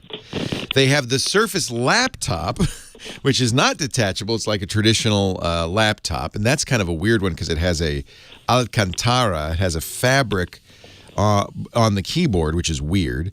And then they have the Surface Studio, which is what you saw me using. And I have had all of them, so I can tell you about these. Now, for an artist, the laptop is not a good idea because you can't really... Do you want to draw with a pen? Is that your idea? No, I use graph. I'm kind of like collage stuff. Okay, so you're still working in physical media. You don't need a digital device. No. It's all computer because I'm allergic. I quit painting because I'm, Oh, neat. So do you use scrapbooking software? What kind of software do you use? No, Paint Shop Pro. I've used for years, which was easy, and then now I'm kind of switching over to Photoshop Elements. I have 9 and 10. I have the last, couple. And do you use a pen or you just use your mouse? No, your mouse to do it. Just mouse. Well, I'll tell you. It's kind of, and Snag It too. It's kind of like making collage, so editing pictures I collect. Yeah, I get it. Snag It is a screen capture program. So you take it's like doing collage, but it's all digital. Yeah, it's all digital.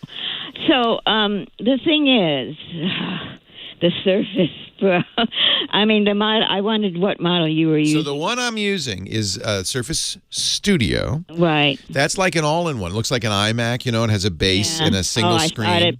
I saw one at Best Buy. The screen is incredible. Beautiful screen, but one of the best screens made, 3,000 dots by 2,000 dots. And the thing I like about it for you and any artist or designer is it tilts all the way down to 15 degrees. So yeah, that's what I thought. It's like a drafting table. Right. And then it has a pen. So a pen is very precise, and it's a touch screen. So a lot of what you do, for instance, Snag It, you could just use the pen to lasso what you wanted. I have a small Wacom tablet that It's basically the same, except instead of having a tablet that's kind of remote controlling the mouse pointer, you're doing it with your finger or with your pen, and it's wonderful. I think you would love it, but it's ridiculously priced. It's so expensive. God, I know.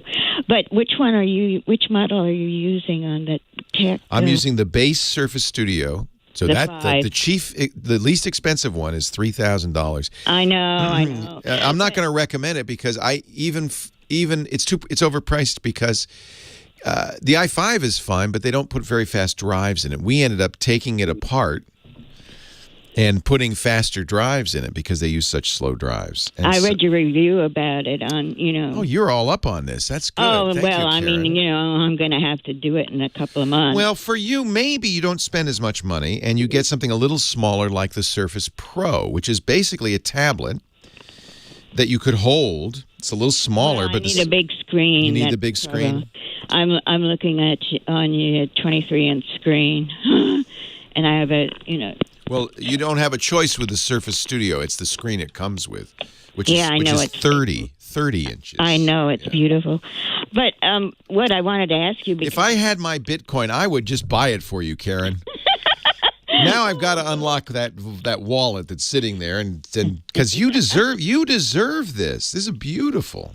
I know the set now. Okay, the middle one, the 6,000 one's not really any good, but the seven, which has all the extra stuff, Actually, I should check because Microsoft has discounted all of their Surfaces for the holidays. Let me just see. Oh, really? Let me just see what the base model. It's still $3,000. Yeah, no, I Thanks, can Microsoft. Thank you. Discount, yeah, but I can't do it for a couple of months. I have to pay off my teeth.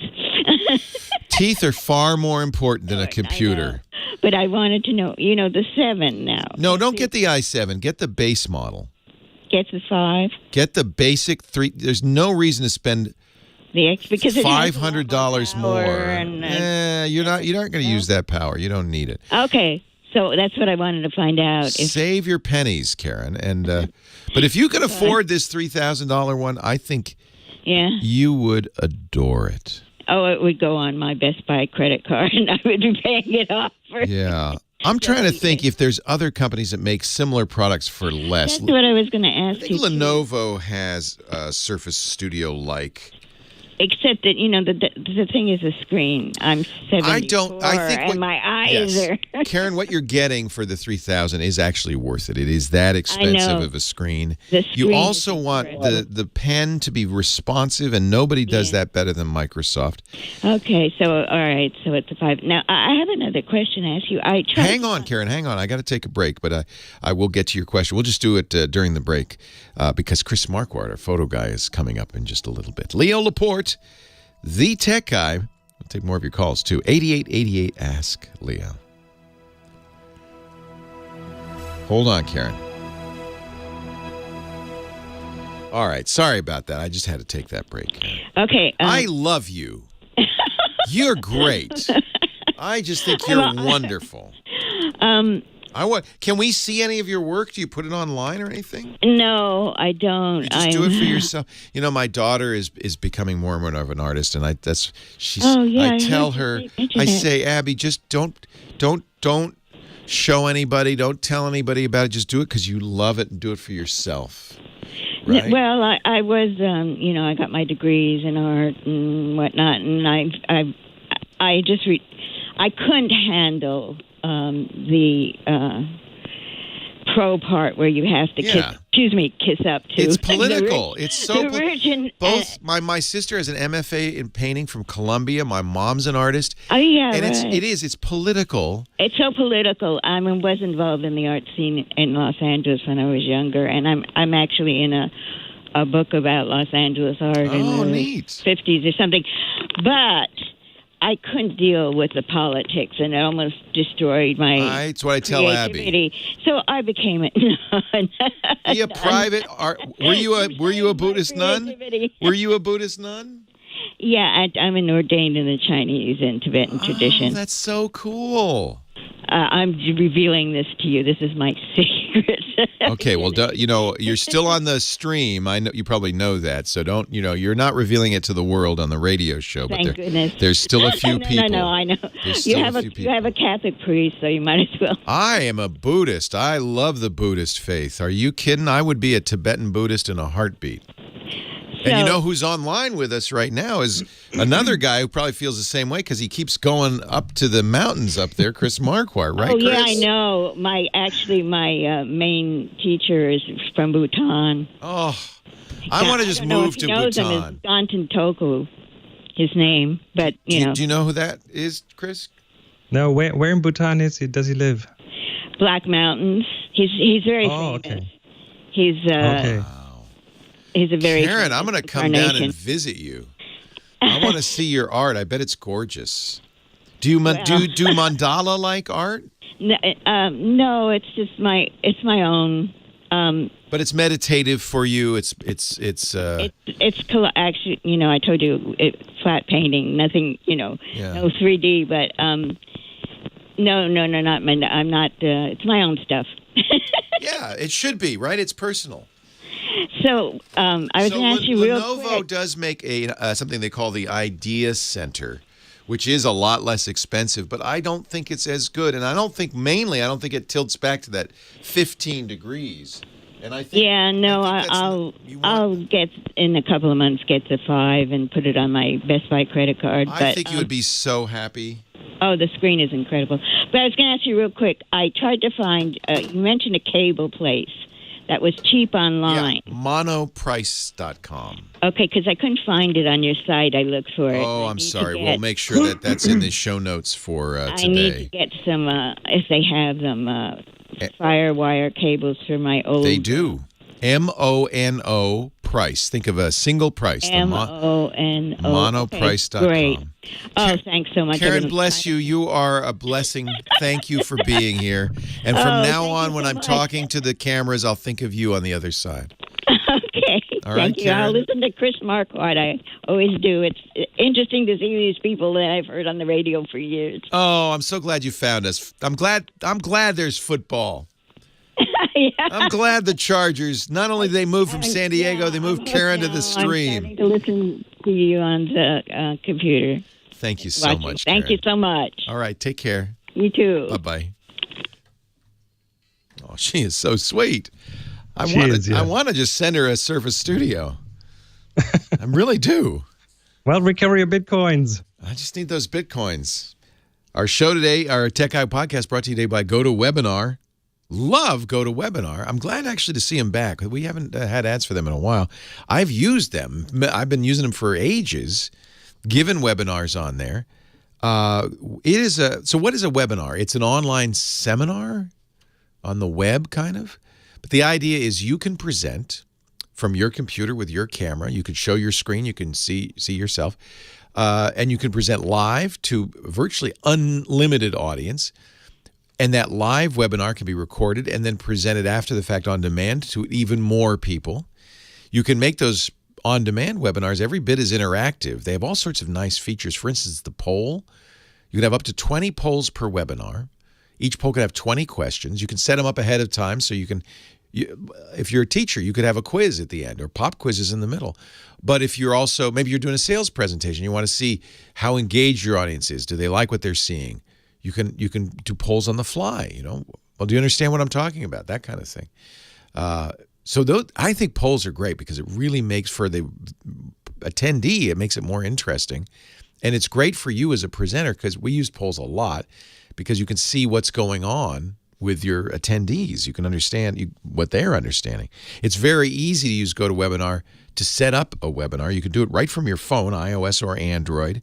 They let you set up custom email invitations with your company logo. In fact, all the materials for the webinar can have your logo or a custom image on it.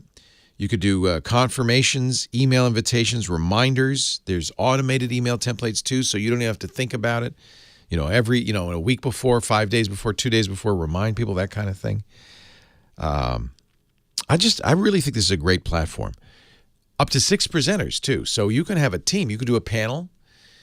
Each presenter can have a camera, but they can also show their screen or show an application. Fully secure, 128-bit AES encryption.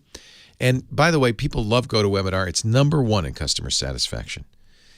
Another important part, analytics. You can see how many people watched, what their reaction was. You're just a click away from qualified leads, from metrics, and the information you need to make your webinar better next time. Turn your next presentation into a conversation. Use GoToWebinar. Go to webinar.com/podcast if you want to know more. Go to webinar.com/podcast. The best way to present. Go to webinar.com/podcast. We thank him for their support of the Tech Guy show. Chris Marquardt, our photo guy. It's great to see you. Great to talk to you. How are you today? I'm doing wonderful. Happy Christmas. Your people invented the Christmas tree, I hear. Oh, I have no idea. Probably somewhere from this. Oh, Tannenbaum, oh, Tannenbaum. I know we invented a lot of famous Christmas songs, that's for sure. Yeah. Christmas, the Christmas markets in Germany are so beautiful. And of course you have to have Glühwein, which is the mulled wine, the hot mulled wine in the cold snow. I'm ready. So let's do it. So what do we want to talk about today, Chris? Well, it has to do with Christmas. It's the time of year when you want to spend a little bit maybe on the photo geek in your life and give him a little bit for Christmas. And I went out and looked at a few products that I would like to just quickly talk about. They range from they range from $16 to $210. So it's all just, you don't have to cash in your Bitcoins. It's not a lot. Let's do it. And they're quite they're all stuff that I either own or I was impressed by. The first thing I find really interesting, and that's only $16. You've been on ships and you've taken photos with your smartphone. Yes. Have you ever been afraid that it might slip from your hand and end up in the water? Well, every time. You get this. You develop this vice grip around your phone. I need this because I'm going on a sailboat in a week in the middle of the Caribbean, and I'm going to bring my. Yes, what? Tell me. All right, it's by Black Rapid. It's called the Wander, WANDER, and it's a carrying case that has an attachment for a wrist strap, so you can use your phone, and if you drop it, it doesn't fall in the water. I've seen a phone go in the water on one of my photo tours, and it's not a nice sight. Not a pretty sight, no. Yeah. So this is something that, it works, and it's about $16. The next one, let's go up in the $50 range, and it's a little light that I have and that I use every now and then.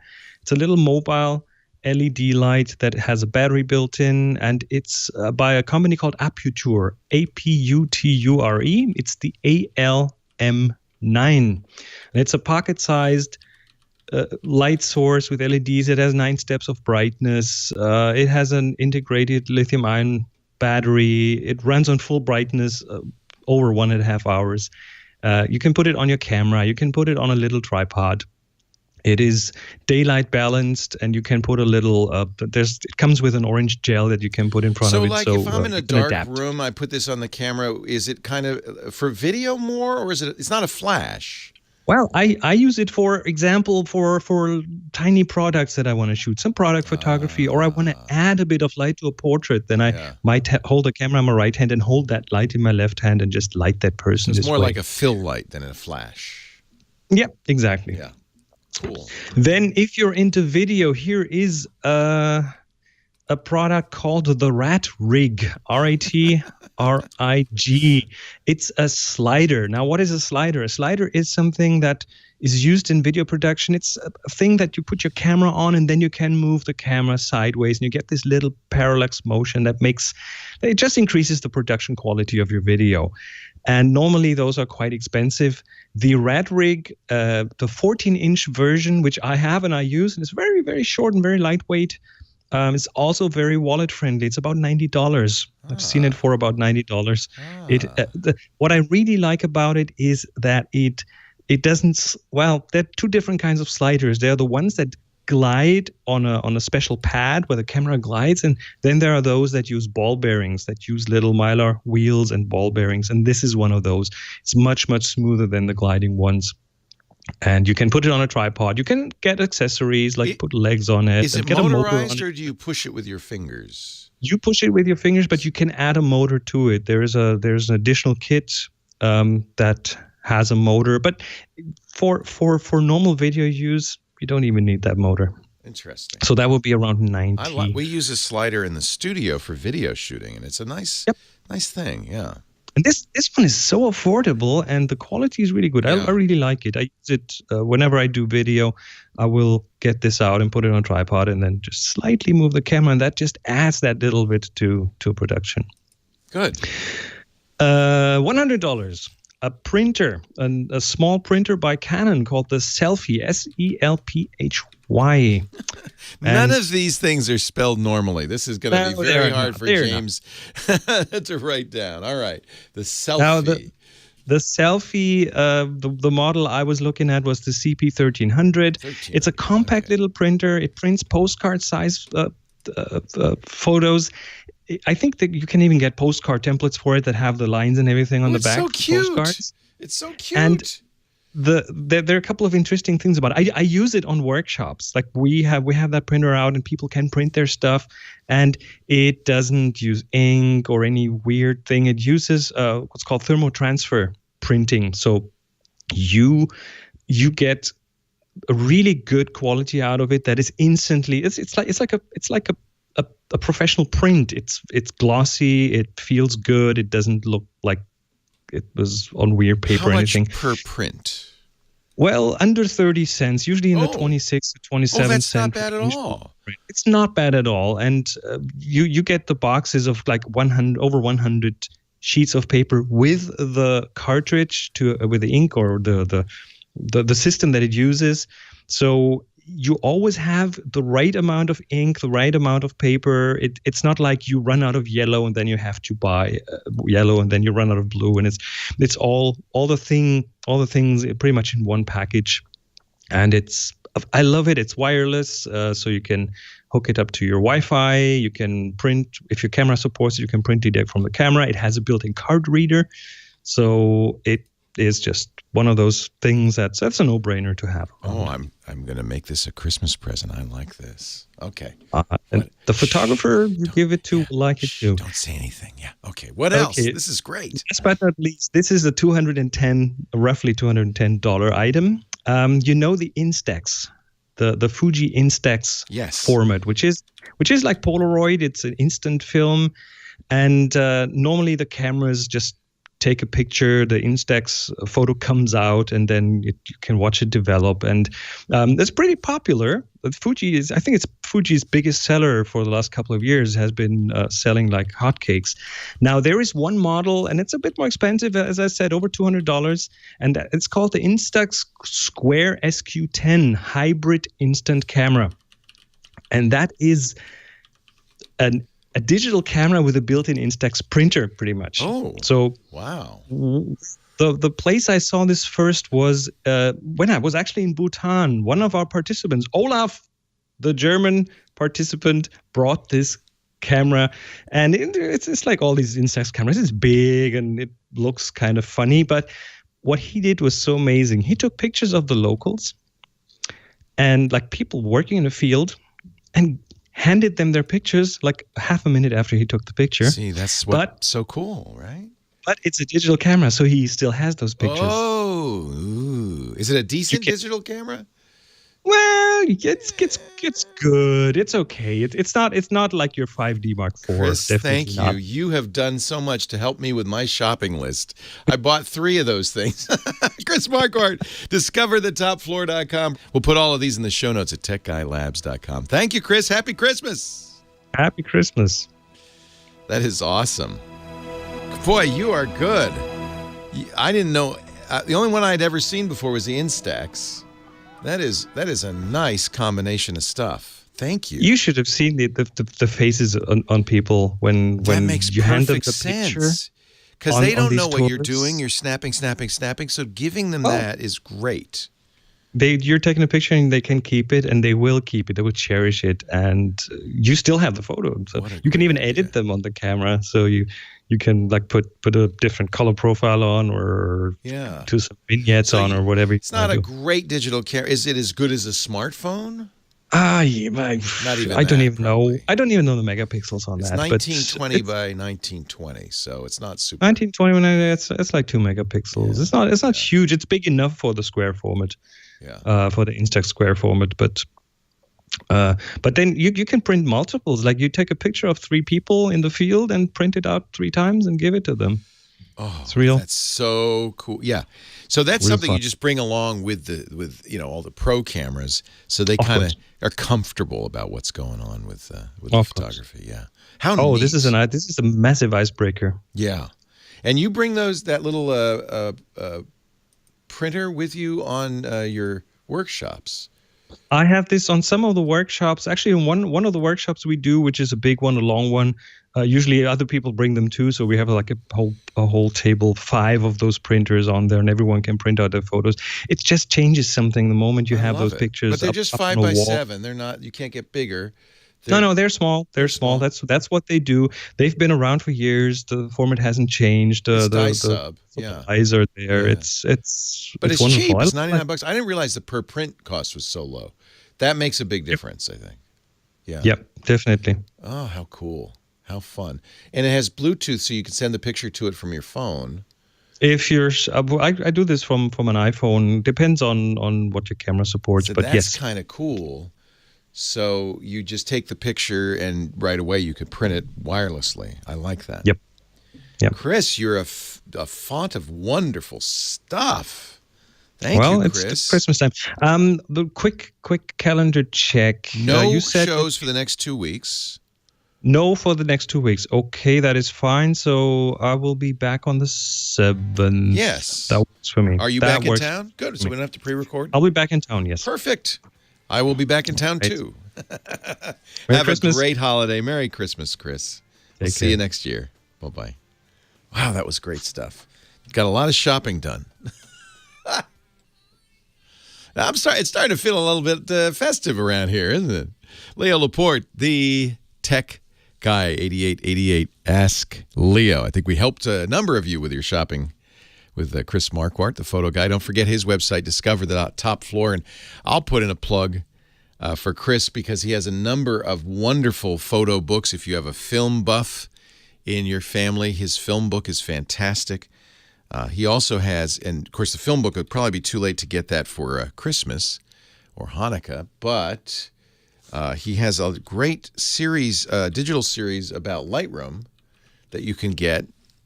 Now I'm going to have to remember the name of it. I guess if you go to Discover the Top Floor, you could probably find it there. DiscoverTheTopFloor.com. And I'll tell you what, we'll put in the show notes at techilabs.com not only all of the products Chris mentioned, but we'll give him a little plug for his Lightroom seminar that's online, and for his photo workshops, because those would be great gifts for the. And he has a free ebook too. You could give that and not tell him it's free about photo processing. DiscoverTheTopFloor.com is his website. DiscoverTheTopFloor.com. Back to the phones we go. Bill in Upland, California. Hi, Bill. Leo Laporte, the tech guy. Hey, Bill. Hi, Leo. Hey, welcome. I met you at your old studio. Came up there and watched one of your shows, and then you interviewed me after the show. Oh, what did we talk about? Well, it was a Mac show, but that was the only one I could get into. I'm a PC guy, but anyway, yeah, we just talked about my tech career. And, nice. And well, it's very nice to see you. Packard and that kind of thing. Ah, yes. Well, it's nice to talk to you again. Welcome. Okay, I bought a new HP Pavillion Power Desktop. Do you have to only buy HP computers from now on? Is that the rule? Well, you're kind of trained that way. Everyone else was the enemy, you know? Right. The good news is HP PCs are fantastic these days. They're making some of the best computers out there. Yeah, this has the Ryzen 7 processor and it's Radeon AMD. graphics. Nice, Yeah, and it's I need it for not for gaming or anything. Just need a good fast desktop. But I want to put an SSD drive in it. I bought a 250 gigabyte Samsung, and you got the EVO or the EVO Pro. It's the EVO, 850 EVO. Love the Samsung EVOs. Those are great SSDs. It's what I buy exclusively. So good choice. Okay. Well, what I'm trying to do is PC came with Windows 10, and I want to copy it over to the SSD and then get rid of it on the hard drive and run off the SSD. And I'm not sure how to move the license and everything else. The license you don't have to move. The license is associated with the PC directly. So a new hard drive won't in any way modify the license. That's the new thing in Windows 10, which I'm really grateful. Microsoft calls it an entitlement. Once you activate Windows 10 legitimately on any machine, Microsoft then kind of does a little snapshot of that machine We don't know. They don't tell us exactly how they do it, but I'm guessing it's the MAC address of the Ethernet card or of the Wi-Fi card. It's maybe information about the motherboard, a unique serial number, that kind of thing. And as long as you're still on that machine, activation's automatic. You don't have to call Microsoft. You don't have to enter a serial number. Updates and all? Nothing. Updates and everything. And forever, by the way. Microsoft has said, that's it. This is the last version of Windows. So forever, Microsoft terms might be 5 years. I don't know, but it is for a while anyway. Right. So you're going to not have any problems if, for instance, and if it's a brand new machine, probably the easiest thing to do is to make the recovery drive on that thing. And you need, I think, an 8 or a 16 gig USB. I just put them on thumb drives. I always do that. As soon as I get a PC home, make that recovery on a USB key. Right here. Good. Okay. And then you put the new drive in and use the recovery to reinstall Windows and start over. If you've had it for a while and you've done a lot of work on it, then you want a bit-by-bit copy of the old hard drive onto the new hard drive. That's a little more tricky, but you can certainly do that. Is that your desire, or you just want to reinstall? It's brand new, still in the box. Yeah, you're golden, man. You're golden. Yeah. Nothing to do then. Just to, you make sure the hard drive is compatible. It probably is. Brand new PC, it's going to be using a SATA cable. It'll work just fine on that Evo. You shouldn't have any trouble just taking the old one out. What I would do, it's a tower case. You have room in there, right? Is keep the old hard drive as a second drive. Yes. And put the new SSD in as your boot drive, as your C drive. Yes. Now, that in the old days, we did that by where it was on the cable. I think it still has to do with where the cable's plugged into the motherboard. So, in all likelihood, that boot drive currently is on SATA 0. Just use that cable for the SSD. So you're gonna have to just move the drive down a slot and put the SSD in there. And then boot up to the USB recovery and install Windows 10, and you're done, because it'll activate. It's already activated once. Do boot it once, make sure activation occurred. And you're good to go. Okay, great. Couldn't be easier. I really appreciate it. And you'll see, by the way, a lot faster. That computer's going to be a lot faster. SSD's fantastic. Excellent. And I did want to mention to you, my twin boys have been up there to visit you as well, and one of them was parked on his motorcycle right out front and taking a picture of your old studio, and you walked up and surprised him. I remember that. I know. That was that was your boy, huh? Oh, that's nice. Uh-huh. Oh, that's great. Yeah. Well, give him my regards. It's nice. Come back. Bring the whole family. Okay. Merry Christmas. Merry Christmas. Nice to talk to you, Bill. Take care. Bye-bye. Bye. Yeah, we have an open studio policy. I know sometimes people think that's nuts. We have some security, obviously, and we do ask if you want to come by, that you just email tickets at twit.tv. That's the name of the company, Twit.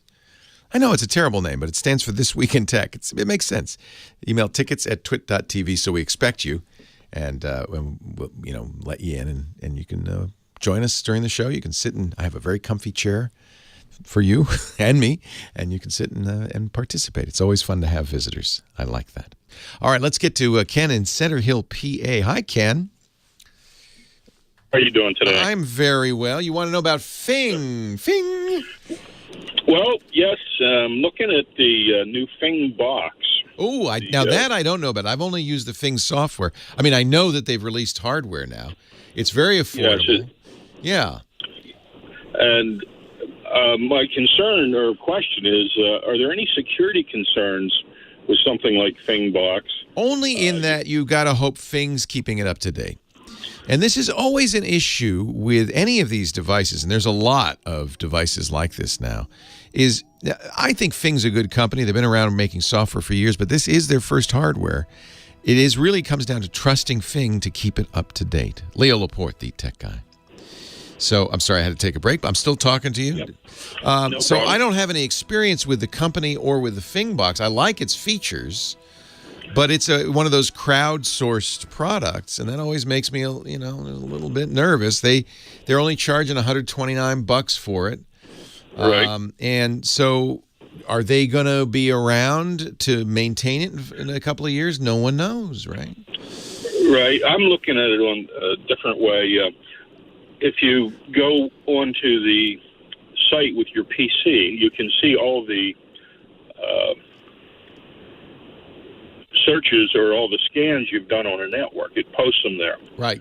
And now with a Thing box, would that make that available to somebody else to be able to see the scans that you've ran? Yes. So this is an IoT device. So all of the warnings we constantly give about IoT apply here. IoT is a great thing. I mean, putting smarts in stuff that's connected to the internet can really help you, but it's connected to the internet. And that means it's potentially vulnerable if the company that makes it, A, doesn't do the right job up front. I think, given their expertise, the Thing box is going to be well designed, but nothing's perfect. And there will be exploits. There'll be holes. And those holes could do all sorts of things. It could become a portal for a bad guy into your home network. The data that it's recording could be accidentally leaked to a bad guy. All sorts of things. And so that's why it's so important with an IoT device that you buy it from a company that's going to be around, that's going to patch it, that makes a commitment to patching it. I'm sure Thing is committed to that much. But it's not a big company. And so, I think if I were going to put this on my network, I would just feel like I had to pay close attention to any security flaws. I would weekly search for Thing security exploits, security flaws, and make sure that device isn't vulnerable. Right. I have a network. I'm a hobbyist with networks, and I have a network that has a lot of bandwidth problems. It's getting a WISP connection, and I was thinking about putting it on it to monitor the bandwidth. Yeah, WISPs are always challenging. Yeah, because bandwidth comes and goes with a wireless provider. It's up and down. Right, and I was thinking that I could do a remote login to this device to see what the bandwidth was doing, and accordingly call the company and say, hey, get it fixed. So the alternative to doing this would be building your own, beige box with pfSense or some other well-known, firewall security platform on it. But that's a lot of work. You're going to maintain it. You got to pay attention to it. But the good news about programs like pfSense is they're well supported and they're going to be around for a long time. And they are experts with a real track record, and they're always going to keep it up to date.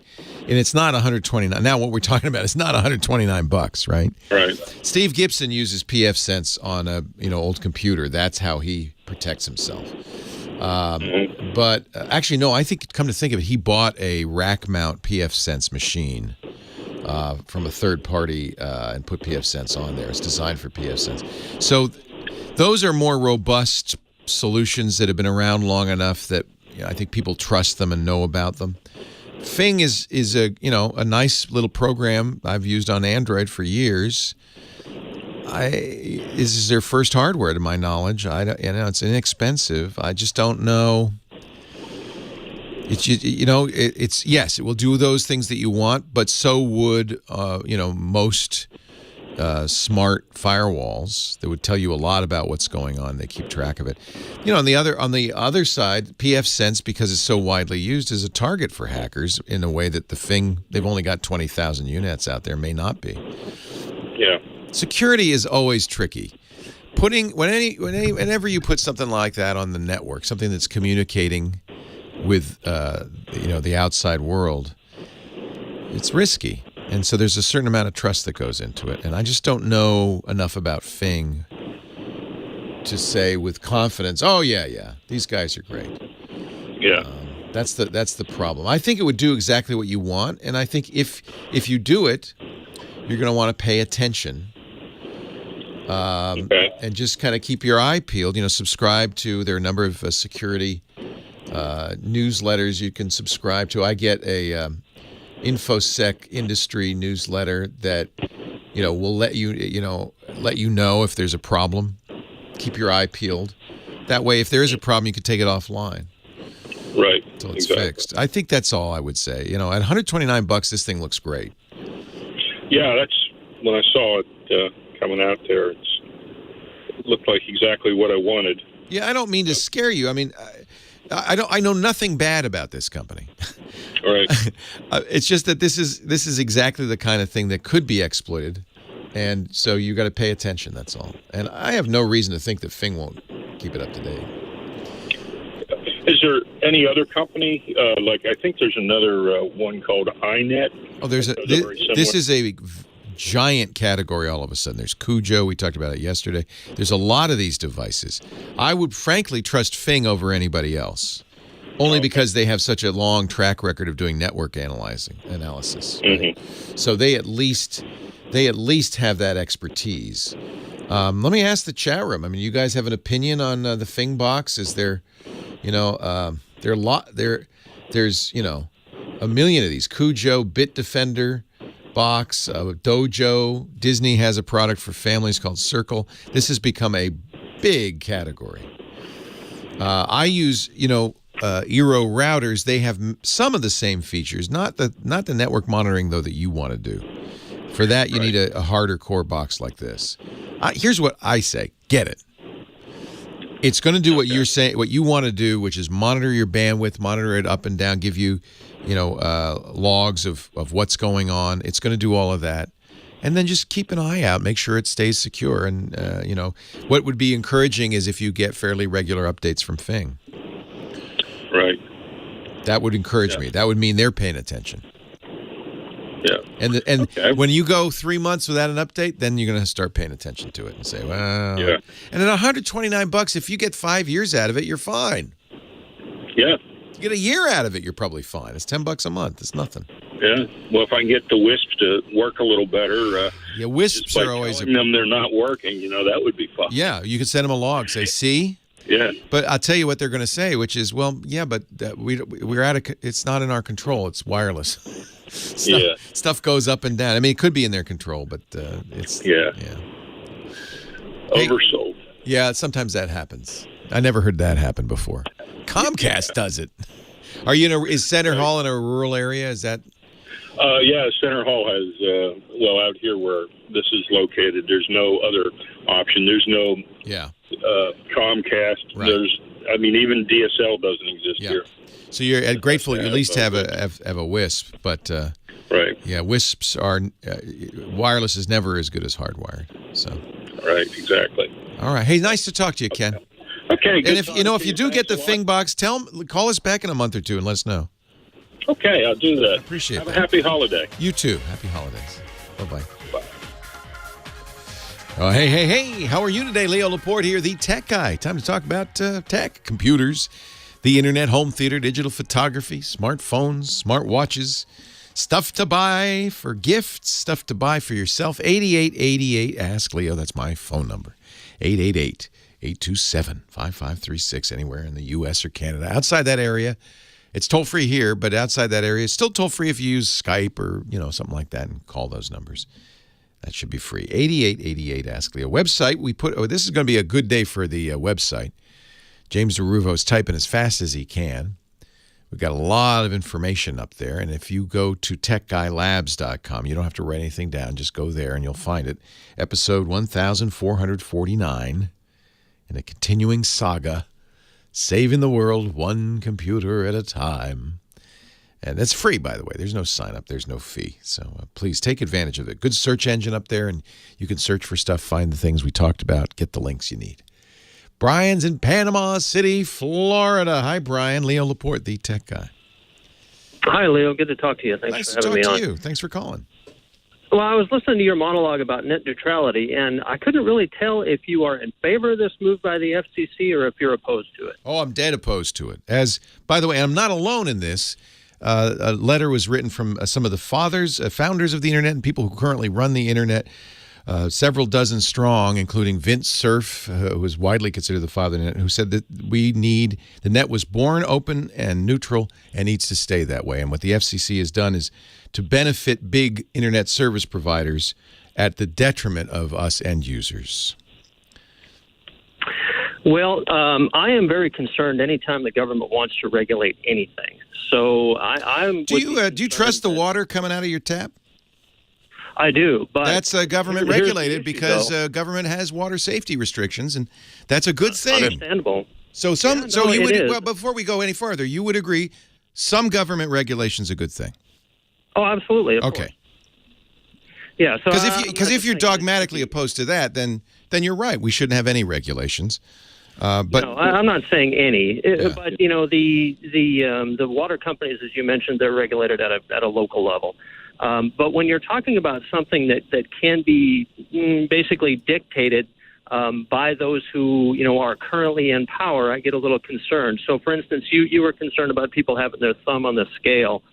The ultimate scale exists in Washington, D.C., and I'm afraid that if you have people, Comcast, whoever the big guys are, when the rule is in place, that they can simply make enough donations that they can convince the people who are in power at the time to dictate exactly what neutral is. Well, you're absolutely right. I mean, if we have regulations, it has to be regulators who are fair. We need umpires, and they have to be trusted and fair.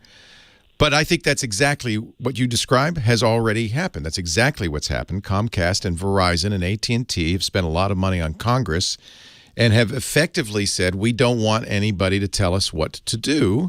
We want to be able to make a little more money by charging a little more for certain content, by blocking content that competes with our businesses. That's what just happened. So I understand what you're saying. You're worried that regulators might put the thumb on the scale in the other way, and that's always a risk. But I would submit that's what just happened. Well, when you say that is just what happened, what do you mean? By throwing out rules that have been in place, and people sometimes say, oh, no, that rule is a 2015 rule. It's true, but there were rules prior to it that the courts threw out. Verizon sued, and the courts said to the FCC, you don't have the authority to regulate unless you declare internet service providers to be common carriers, and then you do have authority to regulate common carriers like the phone company. So the FCC in 2015 said, all right, we declare them to be common carriers under Title II of the Telecommunications Act, and we will regulate them. We'll use a light touch regulation because that Title II does allow them to do things like set tariffs, and they're not going to do that, and they haven't done that. But they do have a mandate to regulate the phone company, and they say, well, as far as we're concerned, internet service providers act much like a phone company. They pass information along without modifying it. They are common carriers. So that regulation in 2015 was a change, but it effectively gave them the same powers to do what they had been doing since the very beginning. And I'll use it as, there are many examples, but I used as an example AT&T, which the FCC said, you blocked FaceTime, saying, well, it's a competitive product to our phone service. We don't want you to use it. So AT&T customers couldn't use FaceTime. The FCC stepped in, and I think, do you disagree? This was quite rightly so, said to AT&T, you can't block FaceTime. No, I agree with that, and that's what you're talking about, I think, as far as the light touch regulation. So there were things happening even previous to this larger law that was put in place in 2015 that seemed to be working. And when you guys were having the conversation about internet, or rather email providers being able to email somebody who's not on the same system that you are, all of that happened before this concept of net neutrality. No, it didn't. No, it didn't. This is Fox. You're parroting a line that's coming from Fox News that I really want people to understand. It's one of the reasons I said this at the beginning of the show, because I read an editorial from Fox News. We have always had net neutrality. Larry Lessig, who is a legend, a constitutional lawyer and one of the early proponents of the internet, pointed out from day one we've had net neutrality, and it's been protected in some cases by the FCC. And I can point again to more and more cases of that. The court said you need authority to do this. The FCC said, all right, we'll use Title II. There are perils to Title II because it lets us do a lot more than simply protect net neutrality. But I don't know of any case since 2015 where they have done that. They said light touch regulation. Maybe what we need, and I would welcome this, is to go back to Congress and say, all right, we don't want to use Title II of the Telecommunications Act, but you need to give the FCC authority to prevent internet service providers from doing things to benefit their business that's not in the interest of the people. We the people of the United States. If you are with me on that, then let's do that. Let's go to Congress and say, let's give us a law that does that. Yeah, that sounds fine. But when you're talking about competition, when you have one company that is there is no competition. You understand that. More than half the country has one internet service provider. 86% of the country has two internet service providers. That's the problem. But you do have regional ISPs, though. And, for the regional ISPs, if the big guys are not acting in the best interest of the customers, you still have some regional ISPs people can go to, as an alternative. Most people do not have that option. You may be lucky enough to have that. If you're in an urban area, you probably do. In most cases, it's the phone company or the cable company or nothing. Yeah, well, there still are some out there, and I'm afraid that under the concept of net neutrality that they could be wiped out. Well, we're using right now a regional ISP we love called SonicNet. They're very strongly in favor of net neutrality. Mm-hmm. They're very upset about what Ajit Pai and the FCC did on Friday. They feel that this is going to be a very big competitive problem for them. Interesting. Well, the local regional ISPs in my area are actually afraid of the concept of net neutrality because they are afraid that the larger ISPs are going to be able to go to Congress and make the amount of donations that would be required to eliminate that. We should be afraid of that. You're right. I agree. I mean, this is the biggest problem we have in the United States right now. We have the best Congress money can buy, and they act in favor. They absolutely act, as does the FCC, and to benefit the big donors. But they really need to be the referees on the playing field acting for we the people. We need to make sure that happens. And as voters, I hope you would do that. Turning away the regulations that protected us absolutely undermines the protections we had. It's saying no rules at all. And you watch, because there's no way the FCC can now say to AT&T, don't block FaceTime. There's no way they can say to Comcast, don't block BitTorrent. There's no way they can say to Verizon, you can't charge more for access to YouTube. And you just watch. Without the power to do that, these companies absolutely will. Leo Laporte, the tech guy. Leo Laporte, the tech guy. Getting ready for the Christmas season. 8888. Ask Leo, 888-827-5536. I understand. I mean, I really do. People who mistrust government and say, well, you just can't put government in charge of the internet. That was a big debate among a lot of techies are libertarians. I know at the Electronic Frontier Foundation, the board there had some debates.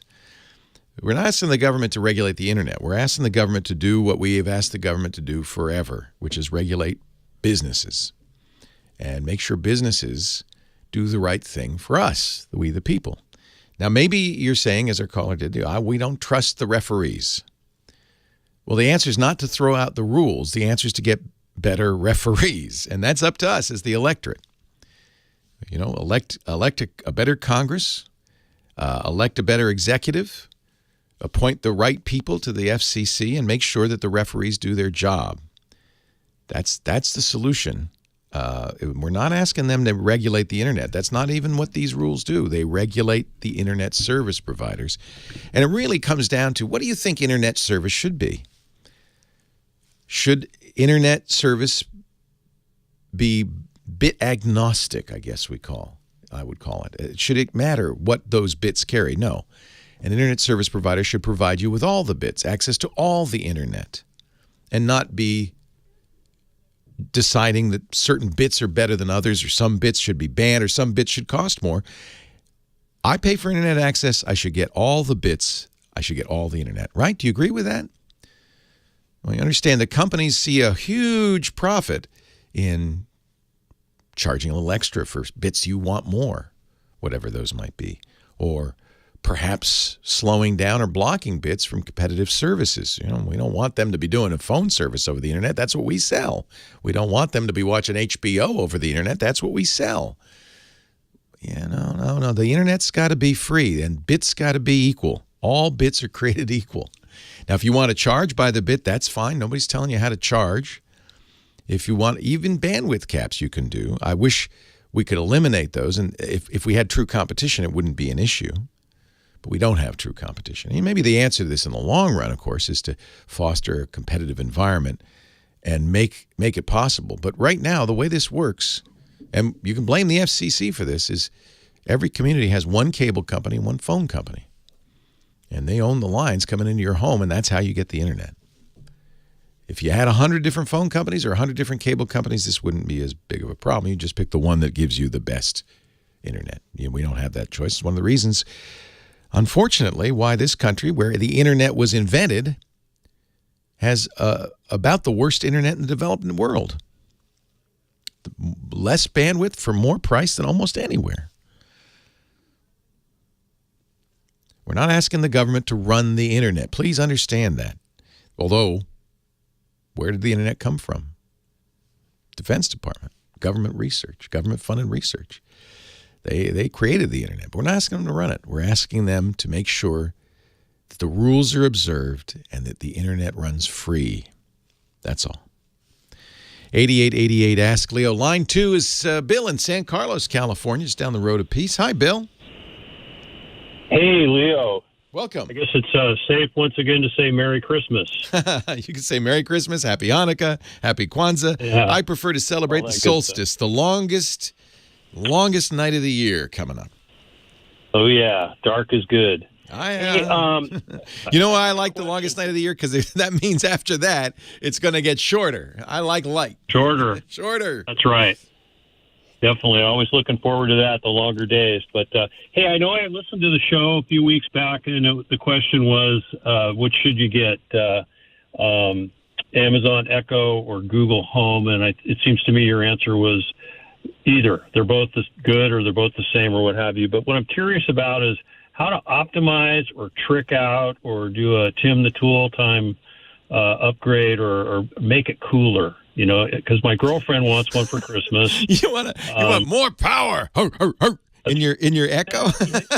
Exactly. Well, that or how do you maybe get multiple components and spread them around the house, or you know what I mean? First of all, you're going to decide on one platform because I have several, and it's just confusing. You can barely remember the syntax for one, let alone 3 or 4. Mm-hmm. So pick one, and I think because the daughter uses, Alexa, that's what Tony calls it, and if you buy stuff if you're an Amazon Prime customer, you listen to Amazon Music, you buy stuff on Amazon, you listen to Audible books, all of those things work better on Echoes. So you're going to go with the Amazon. Where we're going to go. Yeah. Google has advantages in other spheres, but an Echo has been around longer than anybody else. There's more special third-party skills. I mean, yeah, and I think the best way to trick out an Echo. Here's what I would do. You can decide what you want to do. This is, to me, the Tim the Tool time. Buy the cheaper Echo Dot. Those are about $30. They're inexpensive. They have all the functionality of the Echo with one exception. They have a terrible little speaker in there. But they have a line out.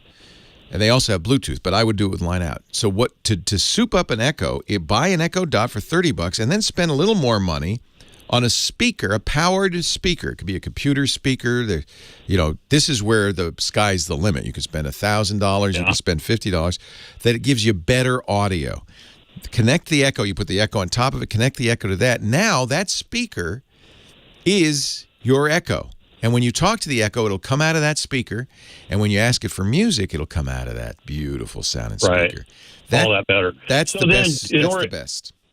But can you make several of them communicate or all on the same wavelength? Yes. Echo has party mode, so you can have. I see. You can create. What you do is you'll name all the Echoes, so you can have one in each room, and $30. That's not too expensive. And you can decide how expensive the speakers. They could be inexpensive, Bluetooth speakers. You could be your stereo. Spread those around the house, and then you can name them each. Each one will have a name: kitchen, living room, bedroom, and then you can create zones. You could say, okay, I'm going to make a zone everywhere that is all of them. And then what you'll say is, Echo, let's listen to Christmas music everywhere, and all of the speakers will be playing the same song. Oh, very cool. Isn't that? I love that. So that way I can use up a bunch of these speakers that aren't even plugged into anything right now. That's the truth. A lot of us have Bluetooth speakers or powered computer speakers that are just sitting around. So that's an easy way to do this. Yes. Oh, yeah. Very good idea. Well, thank you so much, sir. That'll be fun. In fact, what a great, she comes down for Christmas on Christmas morning. You've got Christmas, the pancakes coming, and you say, hey, honey, just do me a favor. Say this. Echo, play Christmas music everywhere and see what happens. Her eyes will. Very nice. Have fun. Well, enjoy the turkeys up there in Petaluma. Yeah, we got a lot of them. Right on. Have a great day. Thanks for waiting. I can tell you were sitting in the car waiting to get on the air. I appreciate it. Yeah, I mean, Google Home's great too. We were just playing with the Google Home Max, which came out last week. The big speaker, it's a fairly big speaker. Got 2 tweeters, 2 woofers. It sounds okay. It's probably the best of all of these. It doesn't sound as good as if you get a nice, audio engine speaker and pair it to your Echo Dot. That's going to sound better. And practically, it's going to cost less as well. Leo Laporte, the tech guy. More to come right after this. I understand the reluctance about regulation. I do. And that's why I always say, well, do you think there should be some regulation in the world? Do you think the air quality or water quality, should there be some regulation? If you do believe that there is a need for regulation, if you don't, then you're right. We shouldn't have a government. Let's just abandon the FCC. There shouldn't be any regulation. But if there should be some regulation, then it strikes me that you need to regulate these internet service providers because, like all businesses, they maximize profit, not your interests. Bruce, Riverside, California is next. Hi, Bruce. Leo Laporte, the tech guy. Leo, thank you for taking my call. I really appreciate it. My pleasure. What can I do for you? Okay. My wife, we haven't had a good phone. I really miss my Windows 8 phone. I loved that phone. Yeah, I know a lot of people. We talked to somebody yesterday. I thought the Windows Phone platform was great, but for a variety of reasons, it came too late. The carriers didn't support it. It just failed against Android and iOS, and they dominate. It did. And as such, because there are no more, I'm contemplating getting a iPhone for my wife for the reason that she wants a really nice camera phone, but she saw that LG, we currently have Androids. I'm running an LG stylus, but she saw the LG V30. Oh, that's a nice phone. Is it? All right. I'm going to tell you, though, the best camera phone, period, like not even close, is neither an iPhone nor an LG. It's, believe it or not, the Google Pixel 2 XL. But as you know, on the T-Mobile platform, that's where I don't think I can get that. Well, I use it on T-Mobile. You can, but you may not have to get it from T-Mobile. You might have to get it from Google and then just put a T-Mobile SIM in it. Works great on the T-Mobile platform. Is still having issues with burn-in? No, and I think that was I have a little problem with these quick turnaround reviews we're seeing lately. A lot of companies are providing the same thing happened with the iPhone 10 and the new iMac Pro. Apple didn't give people more than a day or two to review it, and there's such pressure on these tech blogs to push out reviews that you're seeing reviews that a phone that people use for a day or two. I prefer to buy it, which I did, and use it for a few months, and then you should ask me, well, how's it now? 0 burn-in. Google pushed, I think Google probably had a bad batch of LCDs in the beginning. For whatever reason, that's been fixed. They pushed out an update that lets you turn on a saturated mode that really looks more like what we expect an OLED to look at. It's less accurate. Google erred on the side of accuracy, but it looked washed out to me. I was used to Samsung's very bright, vivid colors. So they pushed out an update. They said, well, you want those, you can have them. And it's beautiful. It's a very nice screen. And incidentally, it's exactly the same screen as the LG V30. Okay. But that's interesting. The camera is a little bit better, and one reason is that Google put a separate chip, a processor in here that's dedicated to the camera, and it does an amazing job. That was only just turned on. Here's an example. The reviewers never got to see that chip in action. They didn't even know that chip existed. Google didn't tell them, and it wasn't turned on until the Android 8.1 update, which just came out last week. And I'm here to tell you, wow. It's a Google Pixel 2. Depends what size she wants. The 2 or the 2 XL both have that chip, both have the same camera processing. The only difference in the XL, I think there might be a slight difference in the aperture on the XL, but basically the 2 or the 2 XL, depending on what size phone she wants. Okay. If she liked the V30, which I like a lot, by the way, that's a great phone, LG makes this Pixel 2 XL for Google. It's the same LG screen, and it's roughly the same size. So just go in and look at it. Okay. You can go, don't tell them. Just go to an AT&T store. They have them there and look at it, and then go buy it from Google. I think there's $50 off right now as well if you buy it from Google. That's sneaky. Okay. Yeah, it's sneaky. I'm a sneaky guy. I like that. All right, thanks, Leo. As you probably could tell, I don't mind sticking it to AT&T. No, I'm a T-Mobile customer. If they don't have that phone in the store, then go look at it. You can go to a Best Buy. Go look at it somewhere. I do think it's important to hold and touch and look at a phone before you buy it. And I'm not sure that T-Mobile doesn't have it. I'm just taking his word on that. But I'm a T-Mobile customer, and generally what I do is I buy unlocked phones, and I put the T-Mobile SIM in there, and it's fine. It works just fine. Target has a $250 gift card on the Pixel right now. Wow. Thank you, Scooter X. That's our chat mod. That, at $250 off, that makes it a $700 phone. I think the Pixel 2 XL is fabulous. And really, there have been a number of products this year who have been, unfortunately, I think people have in their mind, they're not good products because the early reviews were bad. I think of the Essential phone, for instance, which had a bad camera app when it first came out. It crashed the phone. But they fixed it, and it's now quite a good phone for $400. It's beautiful. My favorite, though, if you're going to get an Android phone, I think my favorite really is the Pixel 2 XL. I cannot believe how good a camera this is. So much so that I'm thinking on my next vacation of not bringing my professional camera gear, but just bringing the Pixel 2 XL. Now, I'm going to be fair, the iPhone X is a great phone. It is a beautiful piece of hardware. It is probably the most beautiful phone I've ever seen. Really gorgeous. Beautiful screen. Camera is excellent. It's not as good as the Pixel 2 XL, but it's very close, and it does some things the Pixel 2 XL doesn't do. It has a zoom, has 2 lenses, things like that. But Google's done something very interesting with its Pixel phone. By putting in that secret hidden chip that just got turned on, they've really done something. 8888 Ask Leo.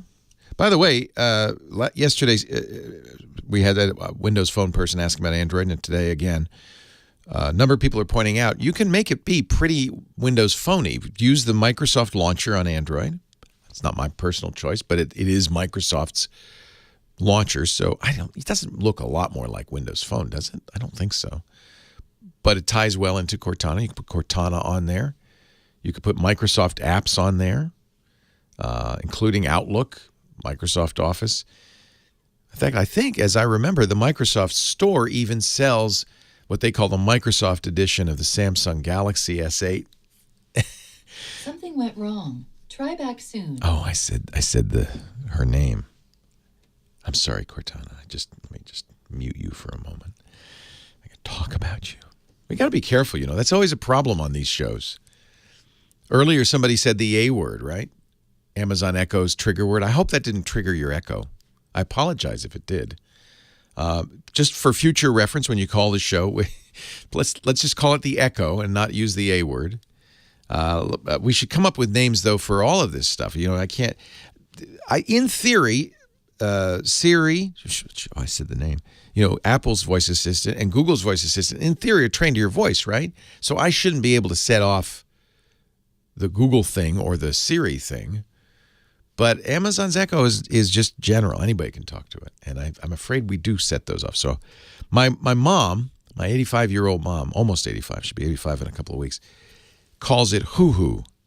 She said, hoo-hoo. So the problem is there's no accepted name for it. So I don't want to say, you're Amazon hoo-hoo, because I don't think that you would know what I'm talking about. Now, if you have changed the trigger word on your Amazon Echo to Echo, I'm sorry. There's nothing I can do. I'm not going to, I could, I guess, call it Amazon Voice Services forever. But that seems like a lot of words. I'm just going to call it the Echo, okay? 88 Ask Leo. Well, everything we talk about, links, some of those great gift ideas from Chris Marquardt And a lot more will be on the website, techguylabs.com. That's free. There's no sign up. There's a search. But you can go directly to this episode, 1449. We divide the site up into episodes, and then each episode up into hours, and each hour up into questions. So you can go right there to Chris's piece or to any particular question or any conversation we had and see the notes there. Respond to. If you disagree, and I know there's a lot of conversation about net neutrality, you're more than welcome. Use the comment section. Leo Laporte, the tech guy. Is this Vince Guaraldi? I think this is my favorite Christmas album. The Vince Guaraldi Peanuts Christmas music, the piano music, so beautiful.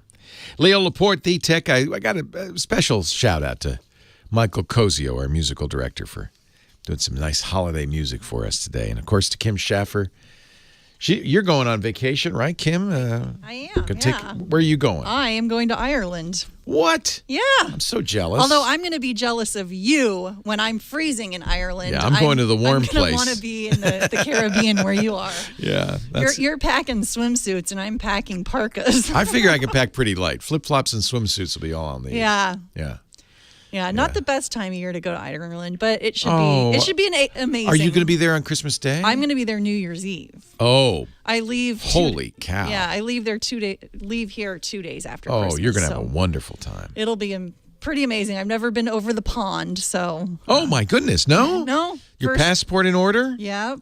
Yep. Have a wonderful trip. I had to have the passport for the Bahamas earlier this year, so. Have a wonderful time. Yeah, you too. I'll miss not being here, but what kind of money do I need for the British Virgin Islands? What do they use the pound sterling? What do they use? I don't. I'm gonna have to get some money. Yeah, I just had to order my euros, so I have to go to the bank and pick them up. Wow, wow.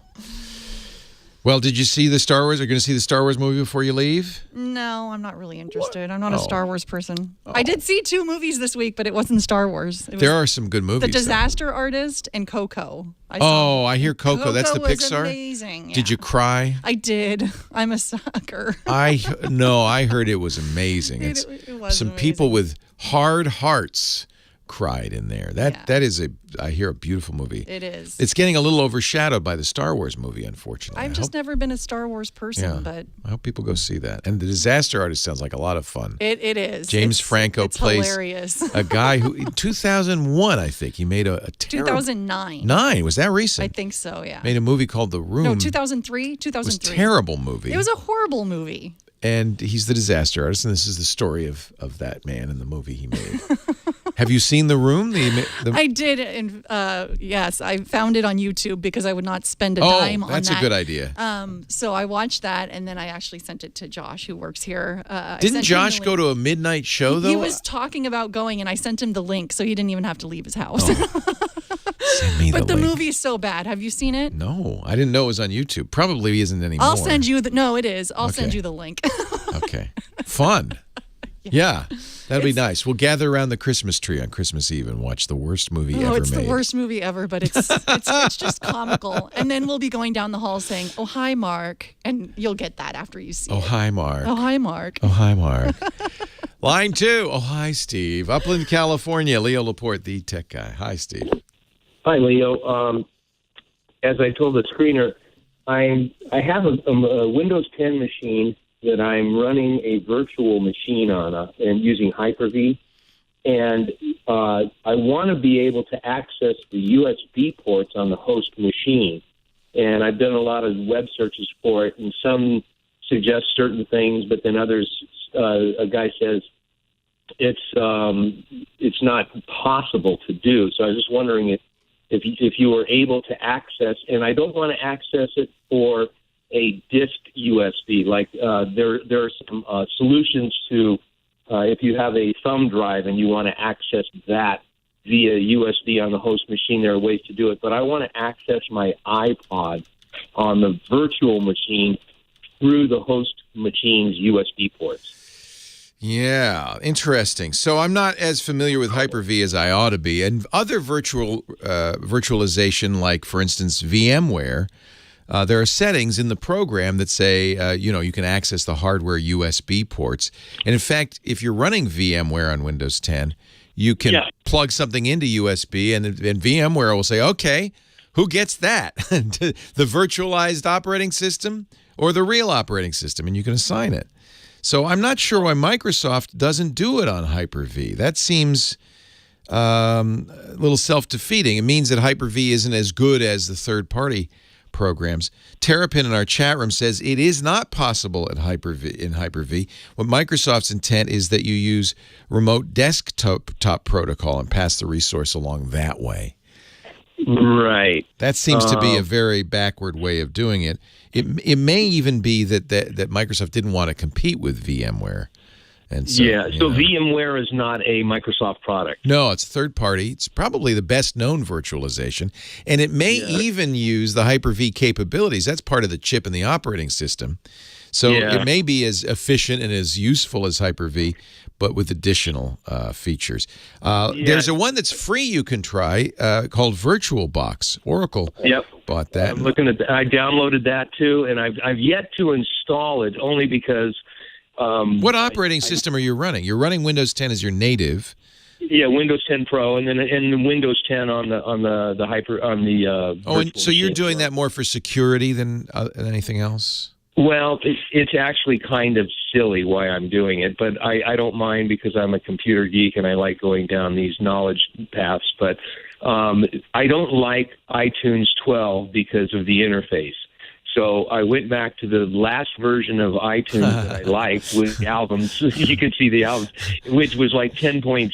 Yeah. And then it says, well, sorry, you can't use your iPod Nano on this. You have to upgrade. So it's like, no, I don't want to. I like the way it looks. And so I want to create a virtual machine, install the latest version of iTunes on that, and then be able to Got it. And that way your native Windows 10, you can continue to run your antiquated version of iTunes. So my native Windows 10, I'm running the old. So you're Mr. Workaround. So exactly. So VMware, I believe, has a free trial version, or maybe it's just free version, and certainly VirtualBox is free. And both, to my knowledge and memory, will let you assign a hardware USB port to a virtualized operating system. So, well, as I was talking to you about this, I'm looking online too, and the one says Hyper-V can't do this, and this is something that both VMware and VirtualBox can do. There you go. See, a simple Google search, you wouldn't have to be on hold for an hour. Well, no. I'm just glad Google confirms what the tech guy said. All right, that's good. Exactly. Okay, well, thank you. You're welcome. Happy holidays. I enjoy the story quite a bit, actually, because that's exactly what we all do, right? We all kind of have to mess with this stuff to get it to what we want. I think I wasted enough time talking about holidays and stuff that we just aren't going to have time for another call. I'm sorry, Ken. He wanted to ask about power line networking. And I have to say, when it first came out, it wasn't very good. But nowadays, absolutely, power line networking is a great choice. I use TP-Link power line networking endpoints, and they're fantastic. So, Ken, just a short answer to your question, yes, I like it. I want to have a little time because I want to wish you all a very happy holiday. We have Christmas Eve and New Year's Eve coming up, so we're going to show you, have some pre-recorded shows so we can go on vacation. But we'll be back in the new year. All new questions, all new answers. Leo Laporte, the Tech Guy. Have a great geek holiday. Bye-bye. Well, that's it for the Tech Guy Show for today. Thank you so much for being here. And don't forget, TWIT, T-W-I-T. It stands for This Week in Tech, and you'll find it at twit.tv, including the podcasts for this show. We talk about Windows on Windows Weekly, Macintosh on Mac Break Weekly, iPads, iPhones, Apple Watches on iOS Today, security on Security Now. I mean, I can go on and on and on. And, of course, the big show every Sunday afternoon, This Week in Tech. You'll find it all at twit.tv. And I'll be back next week with another great Tech Guys show. Thanks for joining me. We'll see you next time.